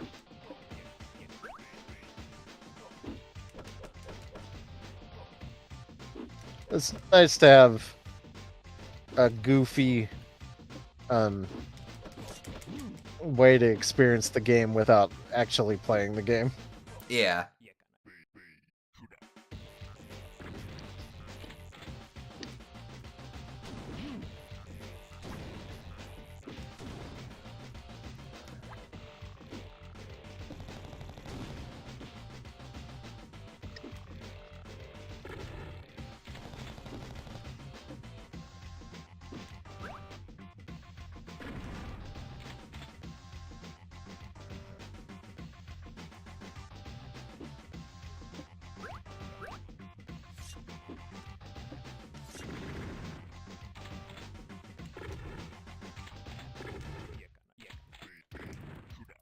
Heck.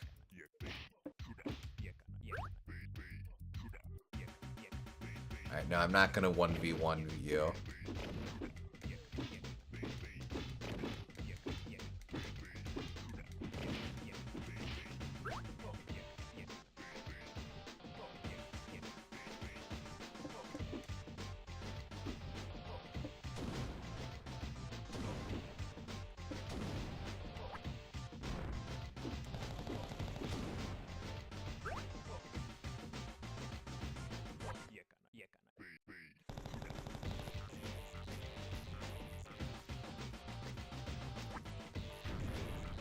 Interesting that he throws the bowling pin at people in the background, but he throws a bowling ball at people in the foreground. I assume it's because it's easier to, or it accounts for more instances where if it's like, if it needs to clear a gap, it's easier to have him throw a bowling pin. Also, neat little touch. Each character has a... Whoop. Well, that was a waste. Each character has a custom animation for when they can't throw something. He searches. He also searches. And he just balances. Neat.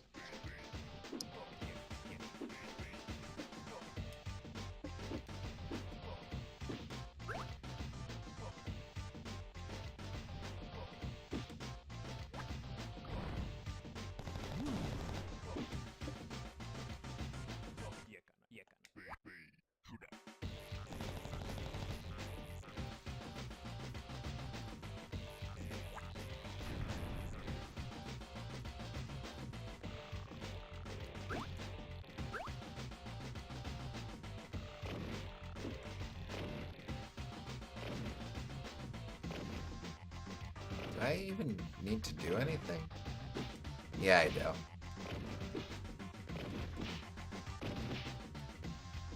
There we go. Oh, right. Spotlights. Try to keep out. Okay, okay. Thank you.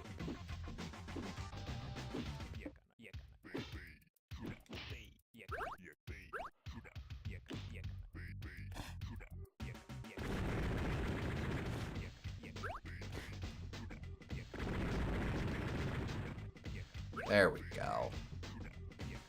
That worked.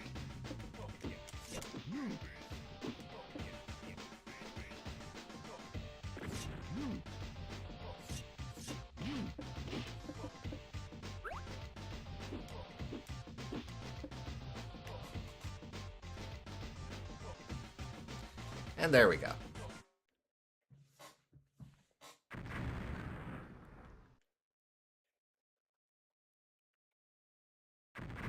Taconic Parkway.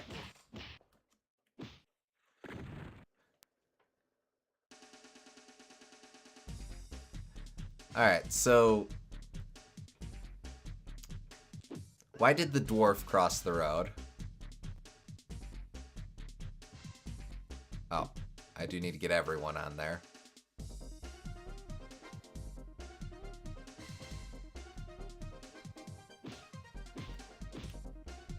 Hopefully it's not to get to the other side. If you want to actually beat this video game. It's going by a little fast. I have to wait for the next one. Here we go. Nope. That's just a pickup. There we go. That's... Yep.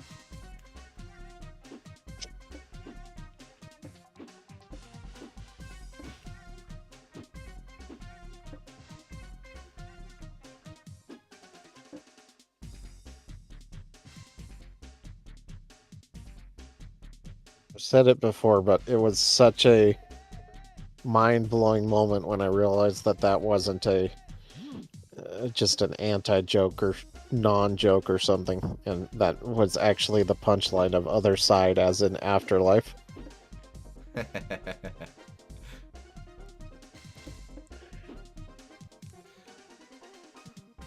Yeah, it genuinely took me a bit to get that.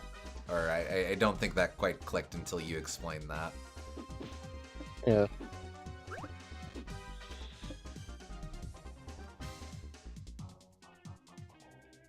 Well, we got... Nope.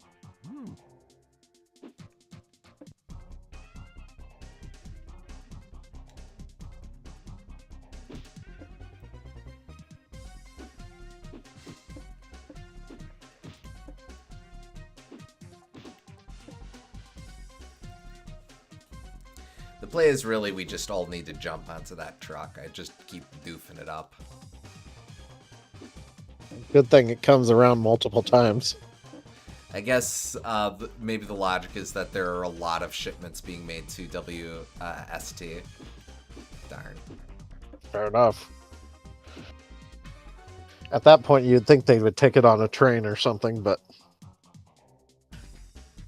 I don't know, maybe they're getting a lot of pizzas or something.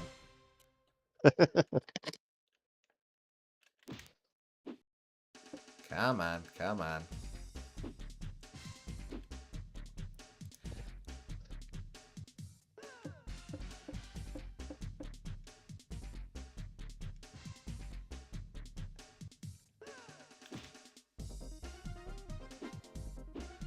I do like that as long as you're not the one driving, you don't have to worry about...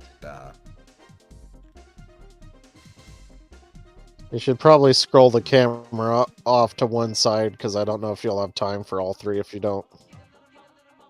It'd be nice, yeah.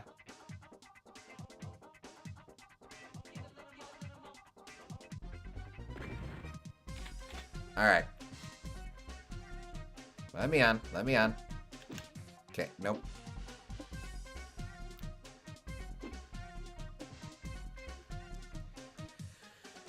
Ah, come on. Nope.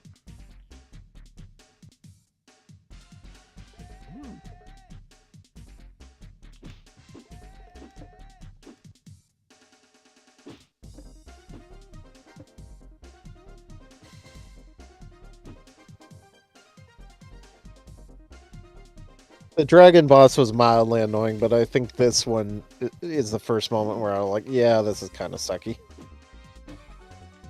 It's super short too once you actually get what you're doing here. Oh, I actually lost on this one. It's super short too once you actually get it. I remember it being kind of a huh? Oh, okay, that's it. On my first playthrough. Mm-hmm.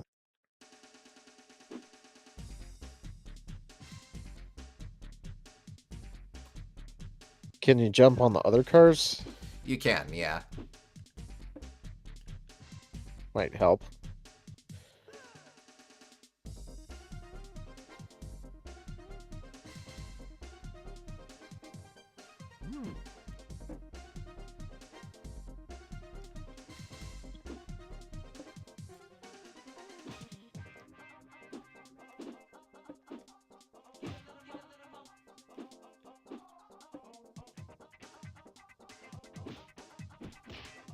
Oh, I can actually damage them.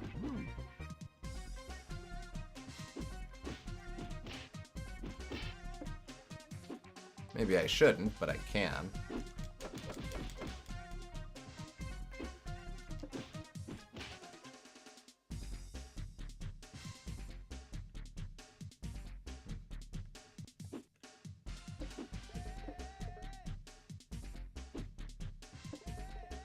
Would those skulls help at all?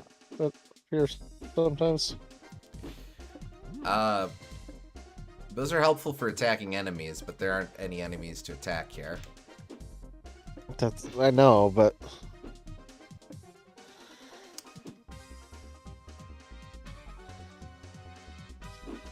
At least I don't think there are. Well, what does the manual advise for this? Oh, there we go. I had to yeah. beat it up and then hop in. That's it. Okay. Okay. Pummel it once to expose the tarp and then go in.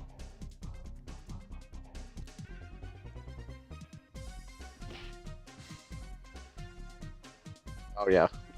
And then it becomes much easier. Yes. Okay, I guess that's just the whole thing. Does ruin your theory that there's multiple shipments, though. Indeed, because it is the same guy, I guess. I don't know why they're tooling around then. Oh well. Not much left. Yeah, Oh, short game. cutscene.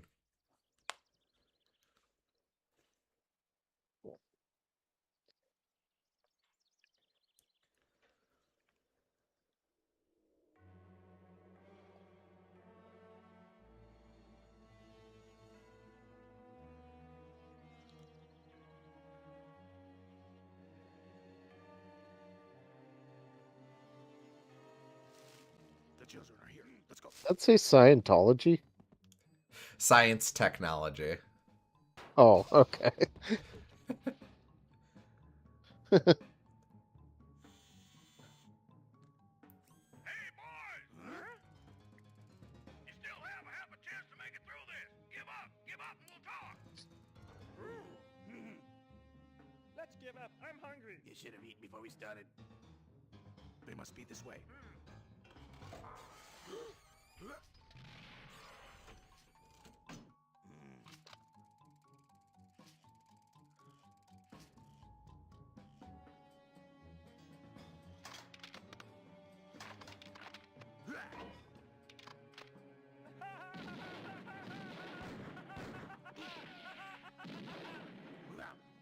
I admire you fellas. You move good, you're fast. I'm just gonna have to come up with something special.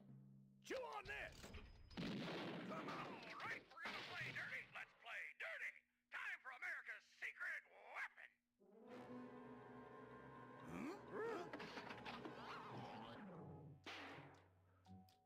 Gentlemen, we've been authorized to issue a cease and desist order in the interest of our national security.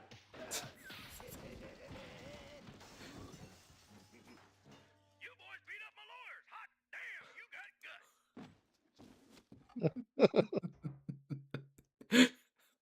I don't know. Laser research. Oh, damn, you guys got guts.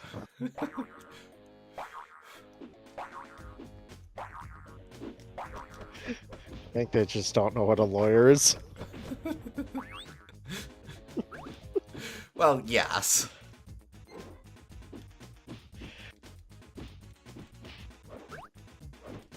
Let's see. So now we've got knife-wielding babies.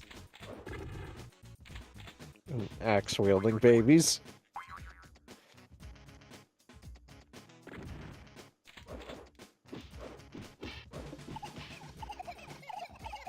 And I believe we made them soil themselves.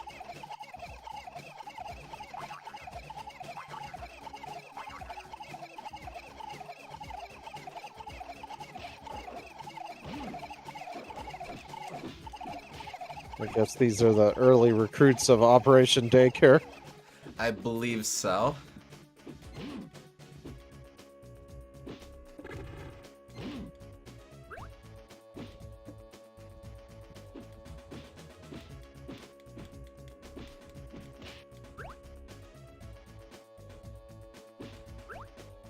I do really like the sprite scaling effect, how it's represented in game.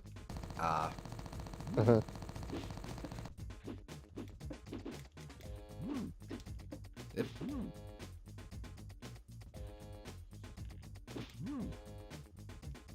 Any particular reason that gun is also a chainsaw? Why not? Oh, darn. Fair. I mean, my line of thinking is that if it's also a chainsaw, you can't go up and rip off the gun from its mooring. That is true. I suppose that is true, yes.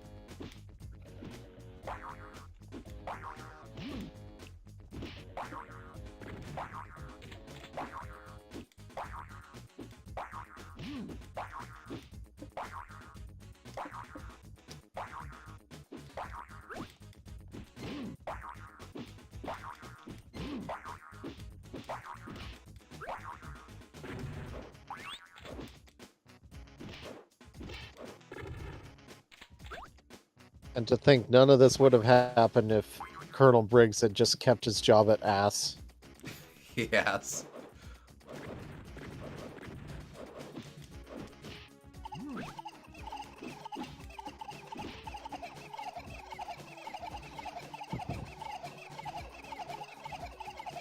Someone really needs to change those babies.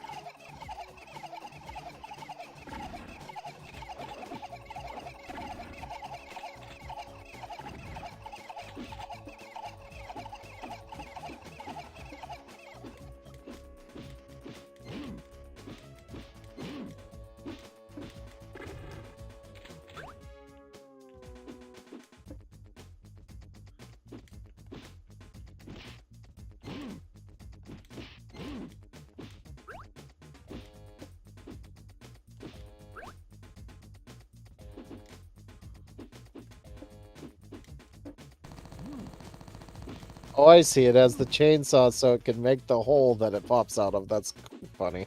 Oh, right, yes. I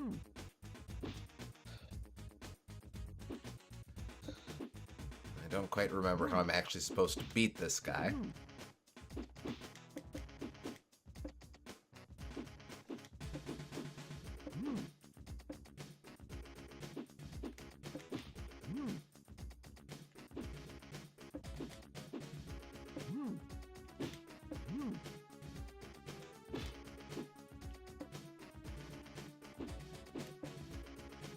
Can you beat up the camera, maybe?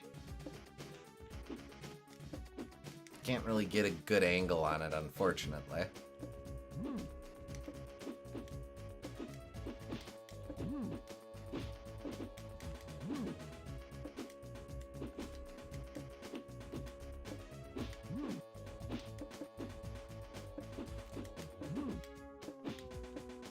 Oh, wait.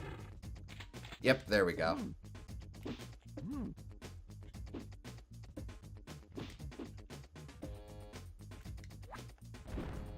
Oh, it's a background element. Yeah. Weird, but okay.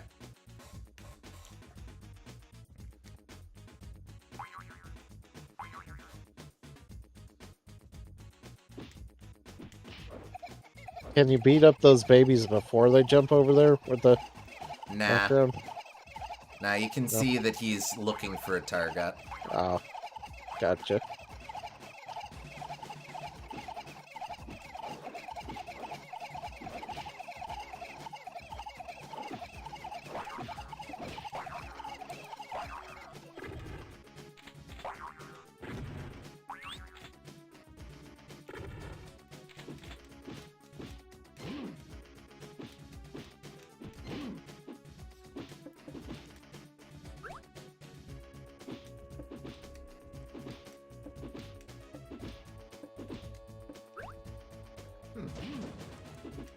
Oh wait. I don't know why it's an egg. They were short on development resources, so they hired out Dr. Eggman to make that one for them. Can't believe this game is in the same continuity as Sonic the Hedgehog 2020. Yes.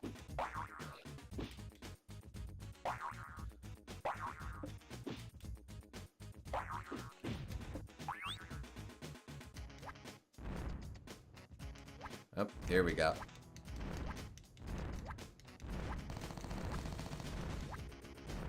Not so bad when you anticipate it.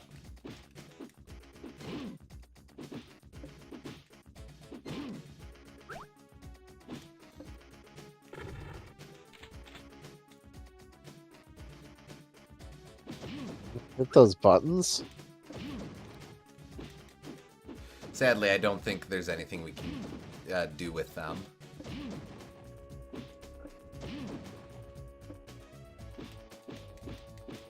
It says closed, and that makes me want to open it. Like most things in life, unfortunately, they are just buttons.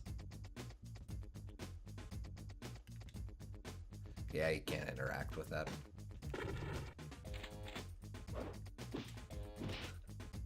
And that's not true at all. Most buttons do indeed have a function. Maybe not a very useful function, but a function nonetheless.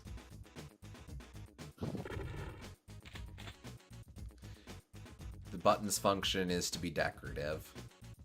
What can I say?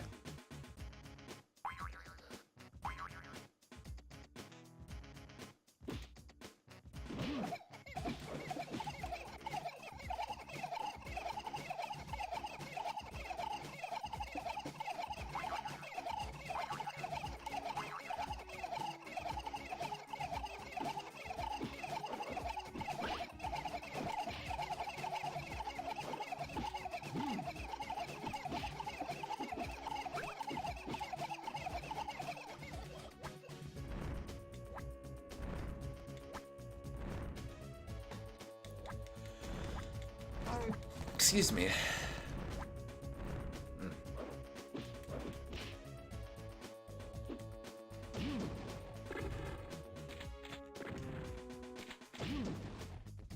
Oh, crap.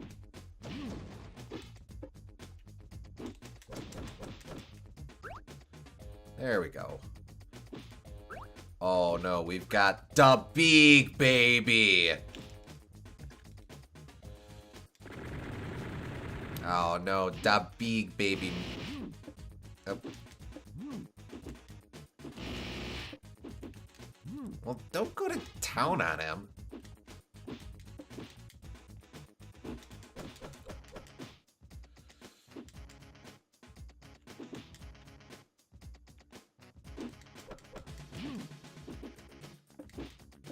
It's his squirt bottle, honest. Sure.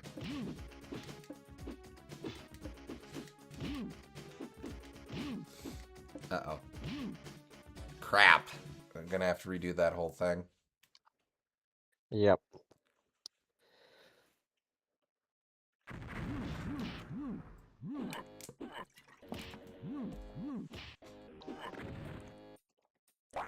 It's alright. Again, this isn't a very hard game. No. Or a very long game. No.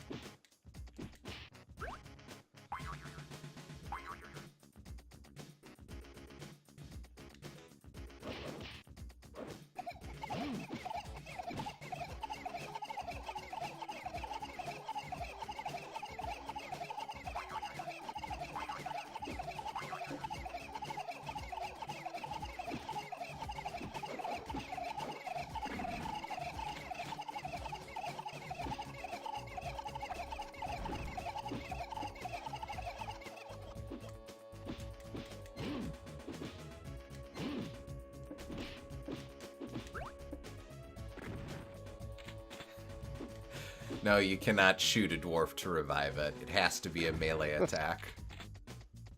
Dastardly.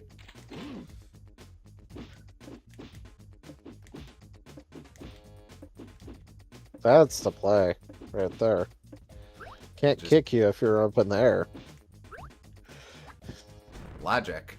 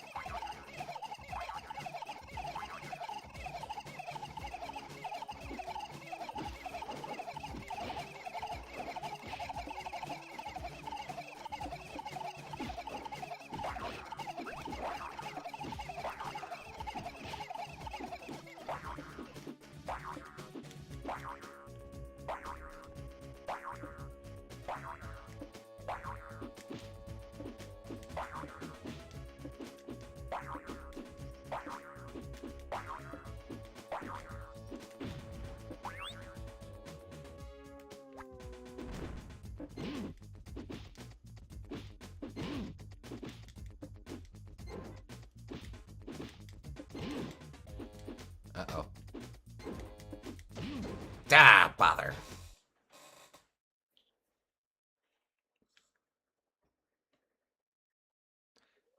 The only issue is the babies on the beds take so long to spawn in. Yeah. You got attacked by the Z-axis there.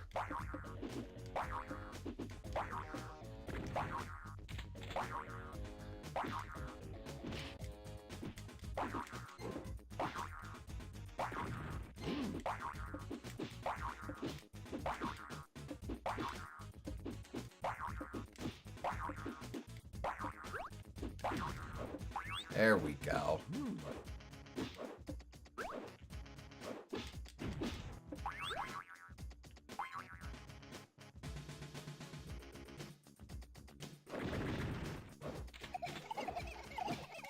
I don't think I noticed before. Korthog seems to load in Greg's baseballs into his shotgun for ammo.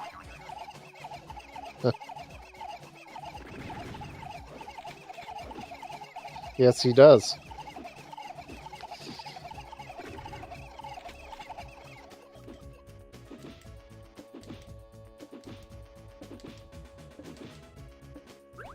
Much cleaner.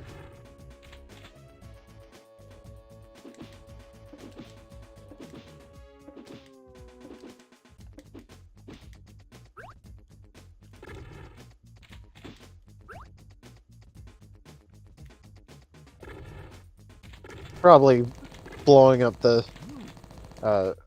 cameras is just for funsies, similar to like Portal, but it's fun. Yes.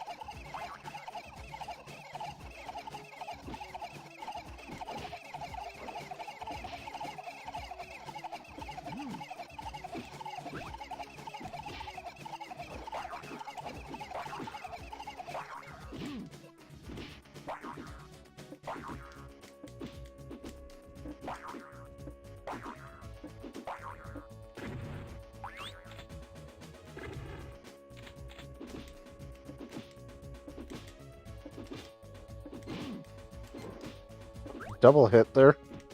I'll take that.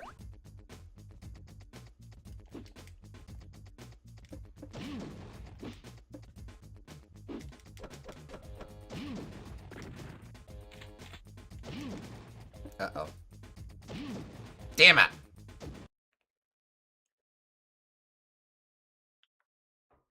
This level has some teeth to it, at least. Mm-hmm.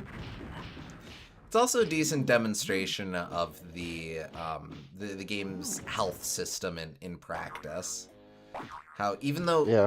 it is extremely easy to just beat a dwarf to recover, bada bing, bada boom. But you do have to be a little mindful. It's because there are 3 of them, it's fairly safe to let one drop, but it gets real tense if a second drops. Yeah.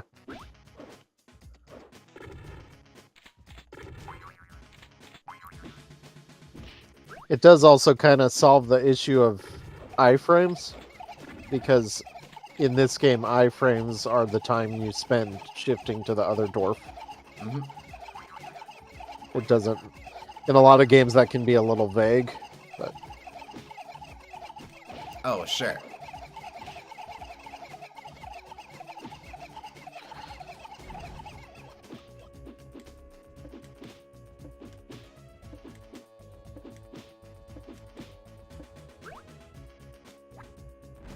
They are fairly short, so you can get overwhelmed in this game. Mhm. But just enough to add a little bit of difficulty.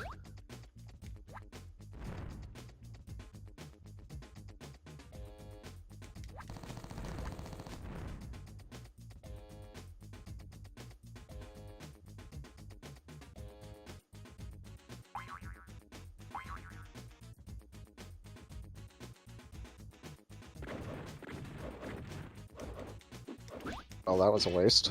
Yeah. Morph Dwarf is a bit tricky to pull off usefully. Well, here especially, because these guys are very short. Mhm.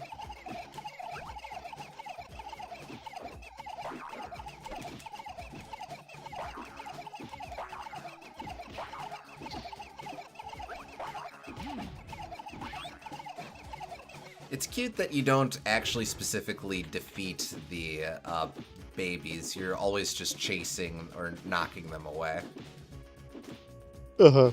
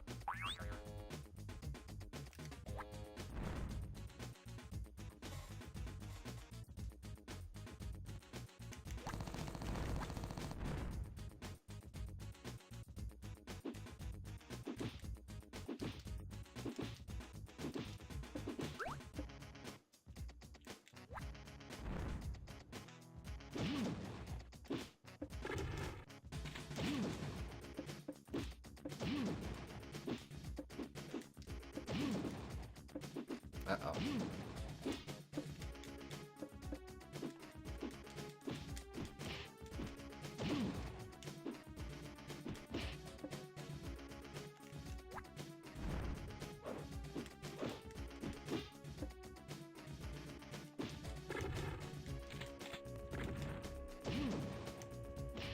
Crap.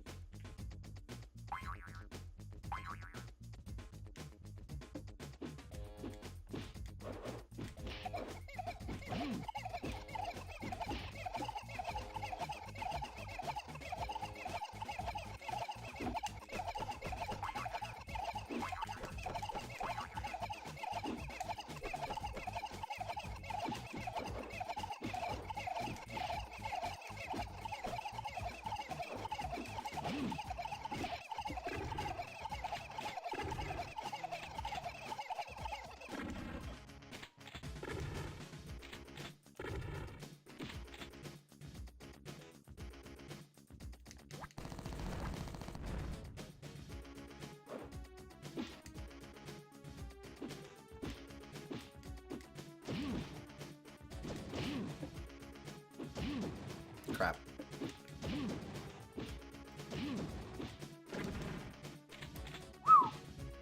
All right, boss time. Okay.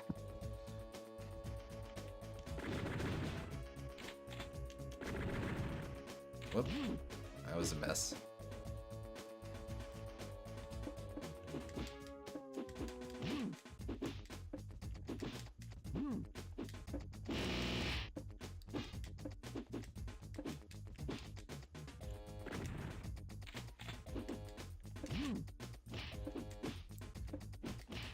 Oh no, he was a baby inside a baby all along.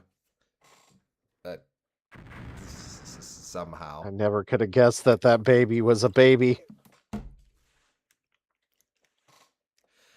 All right, here we go. Last stage, Barney's Machines.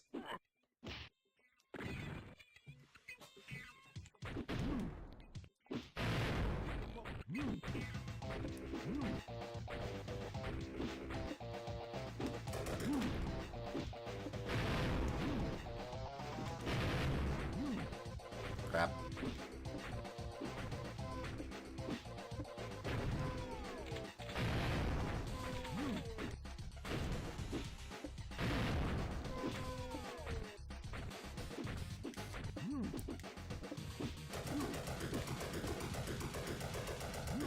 Would be interested to see how difficult this game gets on the hard mode. I would assume 'Cause that, that is a the setting. enemies just get more aggressive, but Yeah. Because I have a feeling this kind of game, it's the way the health system works, it snowballs out of control very quickly. So it's either a matter of, are you in danger or not? crap.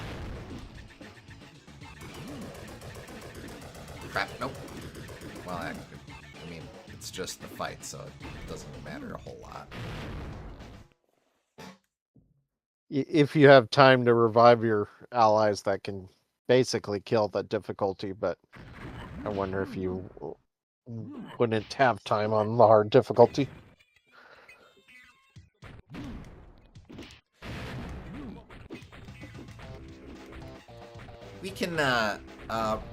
We can check that out in brief.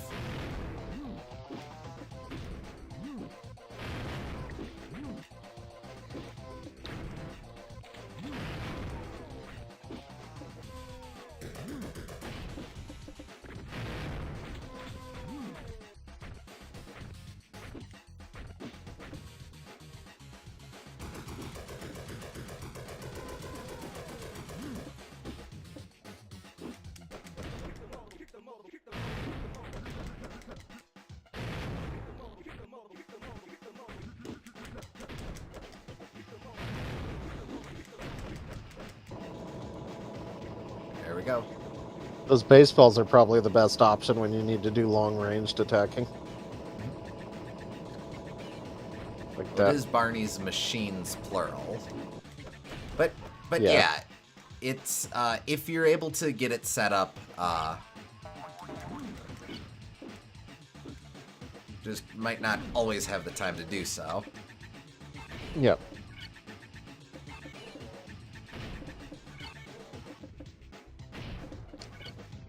Well, not sure what he's trying here, but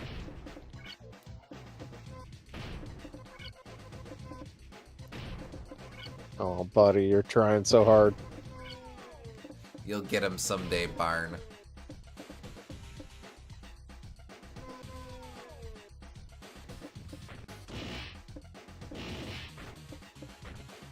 And there he is.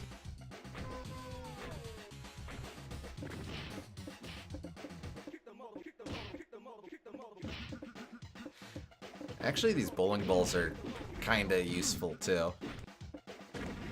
Yeah.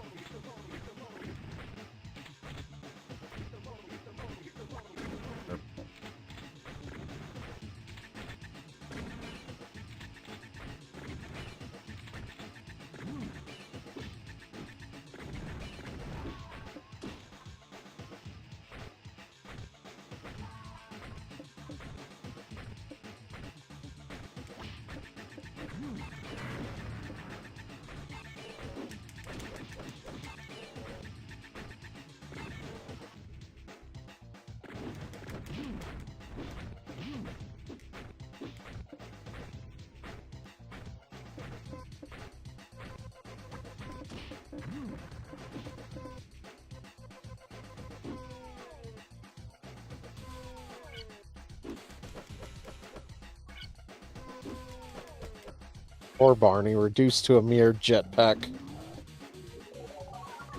Oh, it's a what? tele too. Fancy.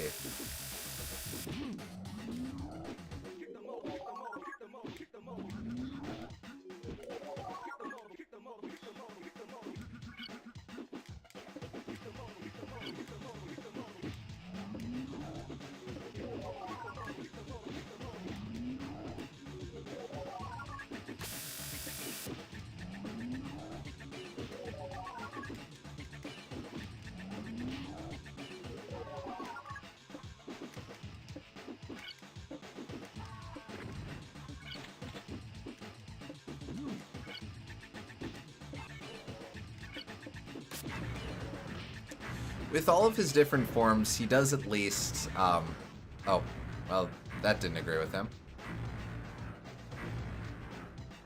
It does emphasize the different dwarves' strengths, since when he's in midair, you obviously can't hit him with the bowling balls, but you can hit him with the baseballs. Uh-huh. But alright. Well, see. All right, come on in. You must let the children go. Oh, yeah, they made it. Sure. Hear me out first. Boys, I like the cut of your jib. You fellas are gonna love working for me. Briggs is kind of convincing. They have benefits where you come from? Insurance, pension, dental plan, something like that? What do you think? I know a warrior's life, and you fight a smelly enemy, and what do you get for it? Not one red penny. Yes, orcs are very smelly. We've got to roll to get them out of this. Gotta roll a high number. I still have the die. Fellas are gonna love working for me. Enough!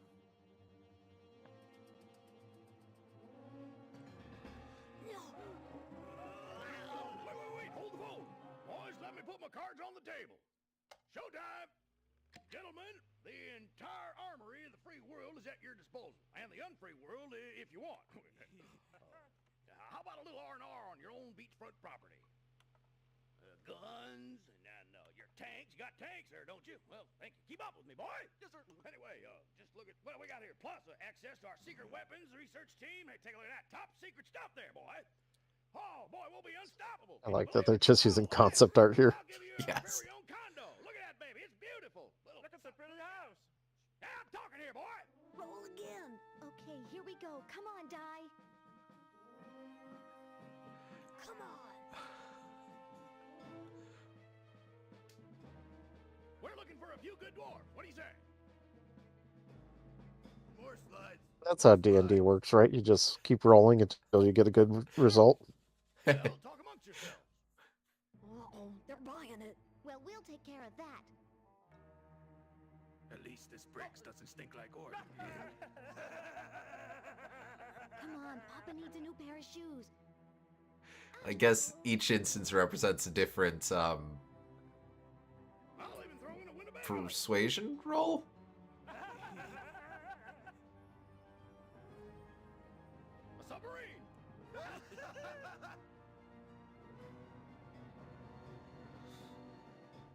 Look, we did it.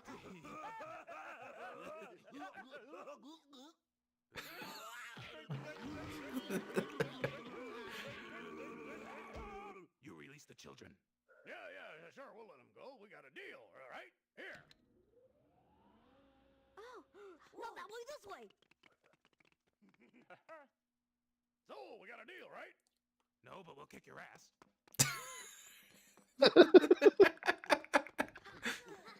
Did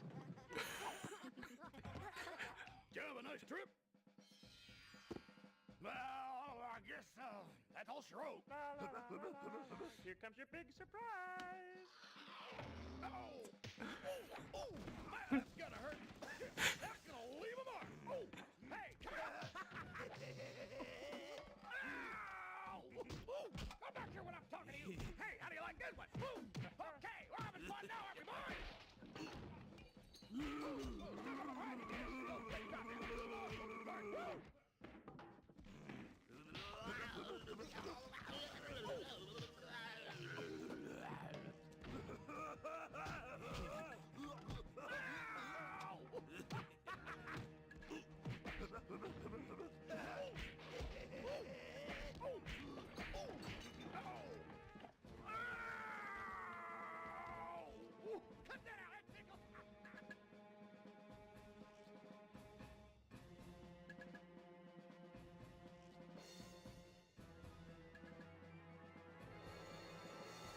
I don't know why he credited himself differently all 3 times he appeared.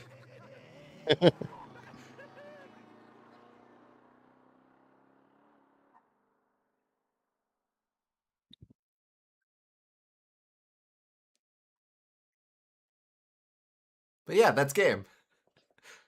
Okay, that's game. Yeah, that's it. Yeah. So, and now that we've played the whole thing, we can just select which level we want to start with. Or we can just freely That's always select nice. levels. Oh, but we do have to do full clears on each difficulty in order to... Or level unlocks are per given difficulty, so we're not able to jump ahead to stuff on hard. Just for the sake of things, we'll just poke our head into the first stage real quick. I don't... Like, story-wise, there aren't any differences. It's all just the same game. Yeah. Right.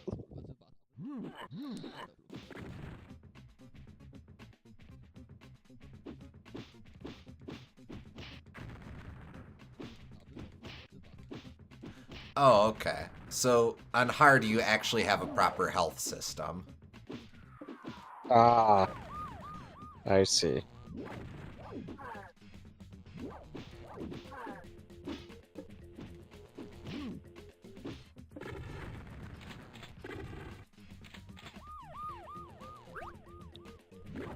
And those skulls we have been collecting for abilities instead become hit points. Gotcha. So, how would the super abilities work then? I don't know. Let's see. So if we default to having all those skulls,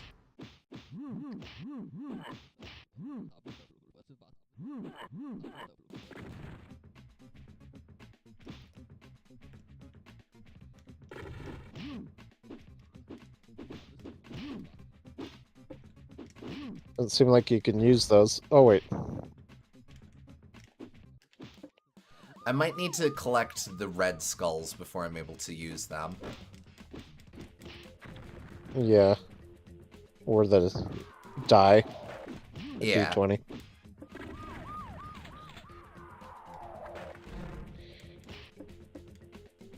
Oh. Okay, this does seem significantly harder, so I'm glad that there's at least So- one mode that has teeth. There you go. But yeah, that's it. Like I said, stupid little game, but I don't know, I kind of love this idiocy. Yeah.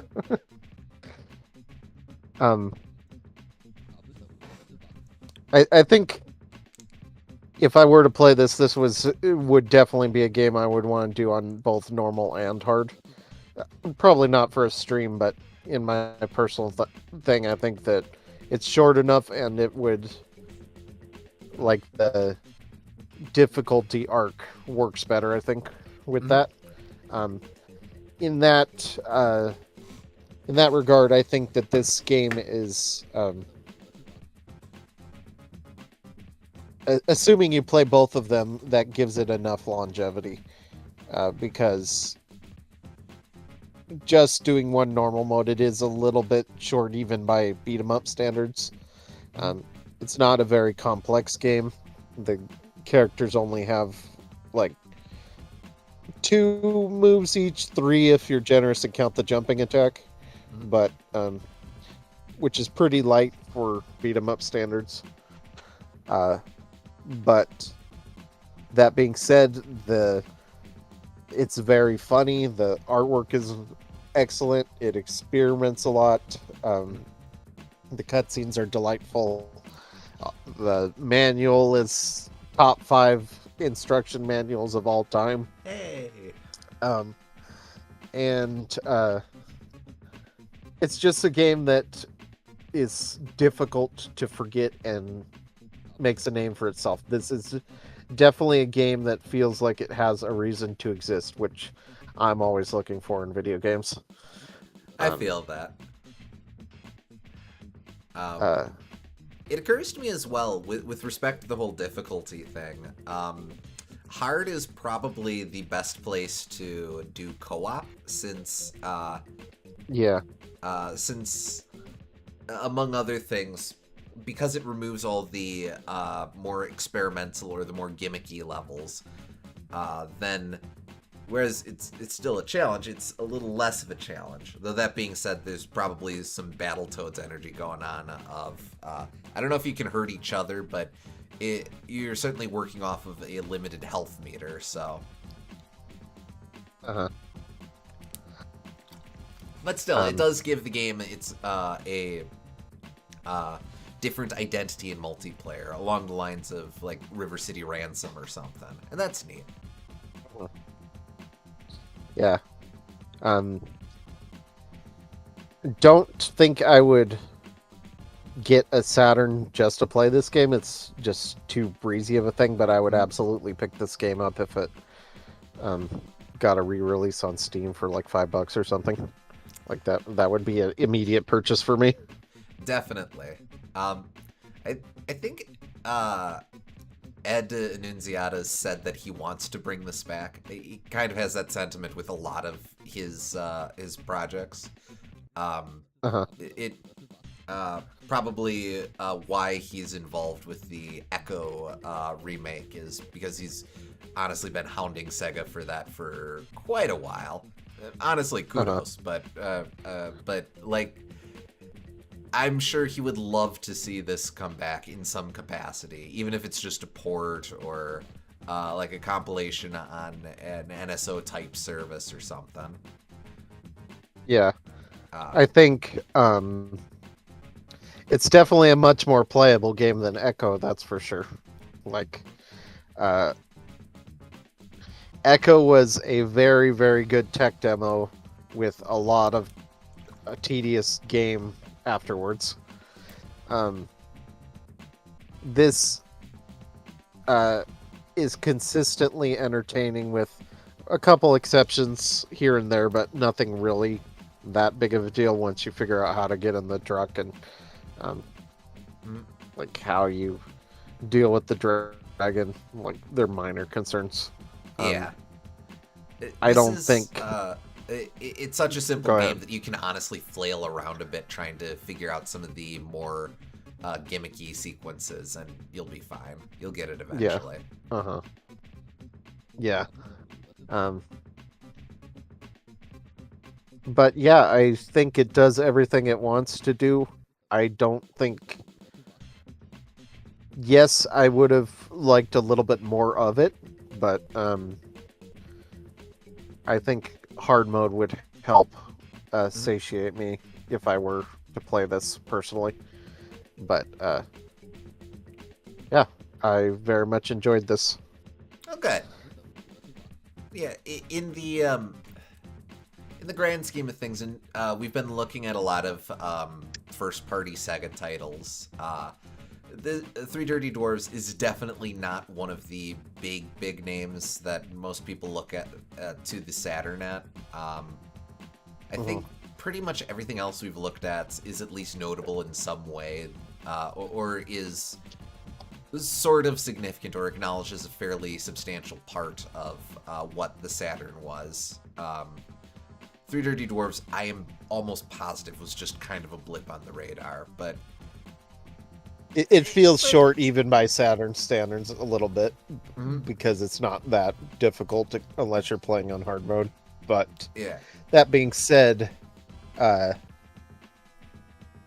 well, if I were to pay like $60 on this, it's kind of another, and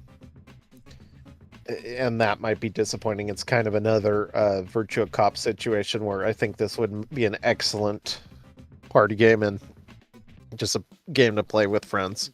Absolutely. I'm realizing a lot that like the Saturn is kind of a rich person's console, which isn't a bad thing. It's like for people that have the money to buy a game every weekend and just bring it to parties and have fun with it. that's not a knock on it, but I imagine that if you have that money to burn, these small experiences which don't eat too much time but are very memorable, it could be really appealing for that kind of person. Because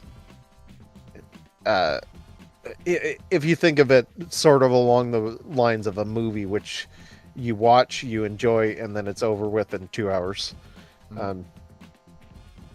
These games kind of feel like they're going with a similar thing for people that have money but maybe not a lot of time to spend playing video games. Sure. They might appeal especially to those because they condense all of their content and their memorability into a very short, enjoyable package. Yeah, I was trying to think earlier of what I feel like one of the things with Sega compared to Nintendo is Sega has a lot of games that are either very short or very long. Like there's a huge difference in the time it takes to run through, say, Sonic 2 versus the time it takes to run through Phantasy Star 2. But there isn't really anything that sits in the middle area there. Like, I can't think of a whole lot of games that have the length of, say, a Donkey Kong Country or Yoshi's Island or something like that. Yeah. It Entirely... feels like they have 20 or 30 hour games, and they have 3 or 5 hour games, but they very rarely have 10, 15 hour games. Mm-hmm.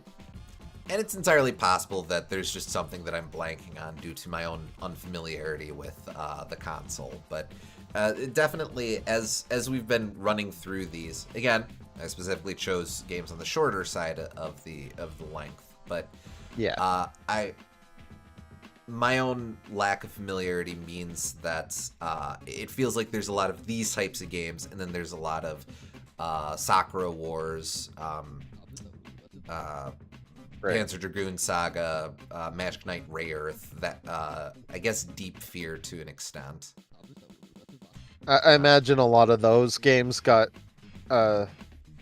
made because they had such a large Japanese fan base from Virtua Fighter. And Japanese fans tend to really enjoy long RPG games as well as fighting games. So it was probably meant to appeal to that specific demographic. And we just happened to get lucky and some of them got ported over. Could be.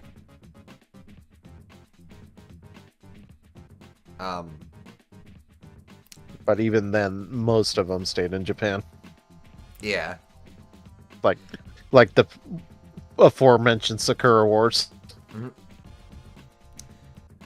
Kind of a random comparison, but what do you think of this compared to Astal? Both are kind of very short 2D side-scrollers that put an emphasis on beat-em-up mechanics, where the lead characters are rude and crude brawlers. Plus, there's some interplay between 2D and 3D with a lot of specific sprite effects and a lot of specific use of 3D objects, sometimes in the background. This game feels a lot more inventive. Like the baseball boss is one great example of how it's using that for something novel instead of just, we're going to do a crazy 3D effect where we spin around the eyeball and whatnot. Yeah. Like, this has things that it's experimenting with as a gameplay experience. I can't say I've ever seen a boss that's like the baseball boss or the gym house boss, for example. How the hell do you even come up with some of these? Yeah. Not only in concept, but which in high concept, which is also really creative, but even in its mechanical identity, facing off against a moving building that throws projectiles that stun you briefly until you attack one of your team members, creates a different kind of experience of what you're even doing moment to moment while you're fighting it. I don't know necessarily that all of those are maybe the best thought out mechanical ideas, but they're experimenting with mechanical ideas. You're bouncing on a bed to attack some guy in the background, for example. And even if they're like maybe a little half-baked, I like to see that spark of idea and go, oh, you could do something really cool with this. This is neat. That stands out to me. Yeah, and I think that's it too. They definitely, like I said, development on this game was basically came down to throwing in every idea they thought was funny. So you get a lot of these really short riffs of levels, such as it is, where it's just something that's very quick, very high concept. The bouncing on a bed one, the trolley ride.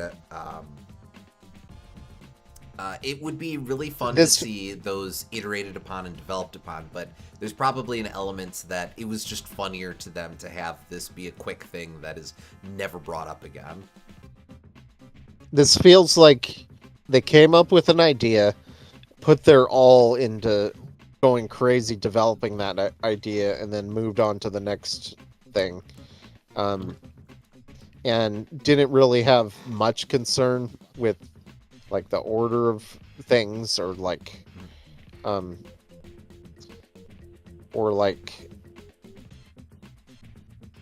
following a strict plan.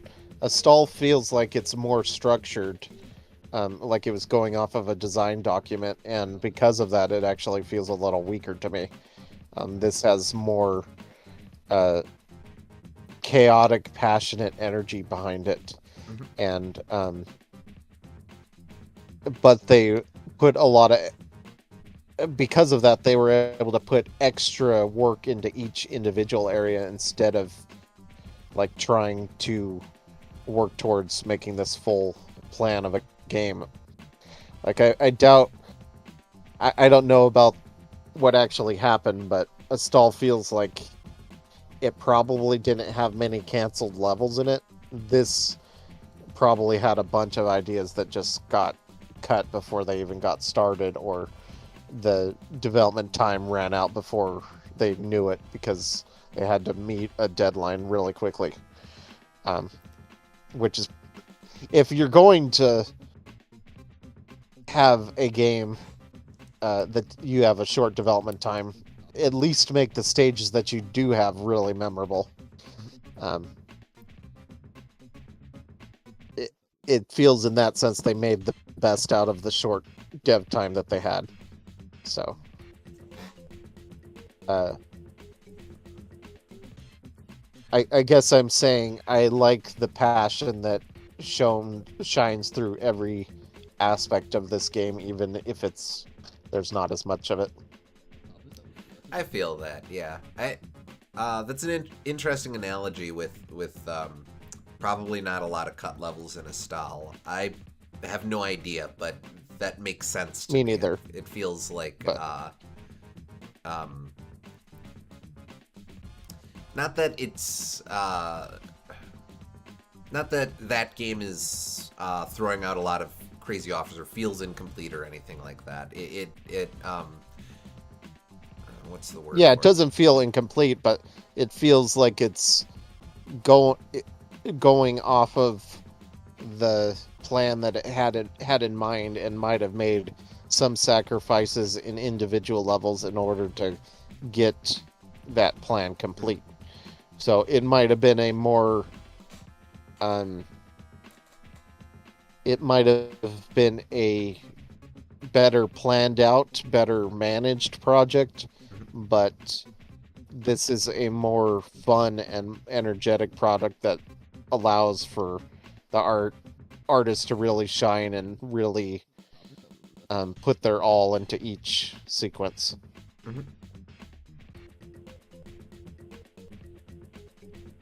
Yeah, I don't think I can disagree with that.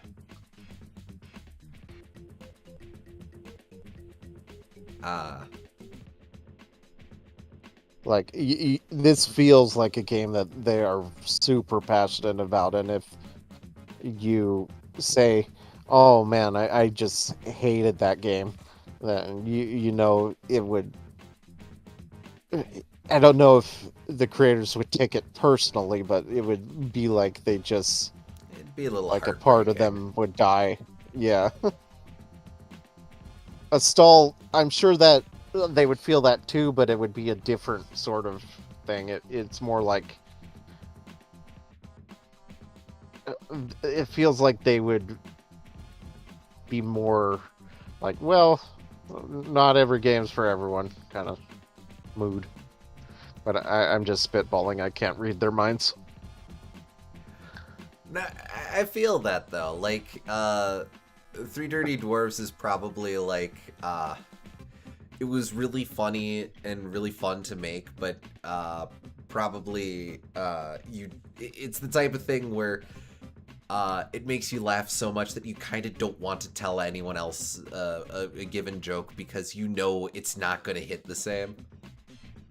Yeah. So I could see the creators being maybe a little protective of that, or being a little sensitive about that, but It's a much less artsy game, but it's a much more personal game, which kind of makes it artsy in a way, which is interesting.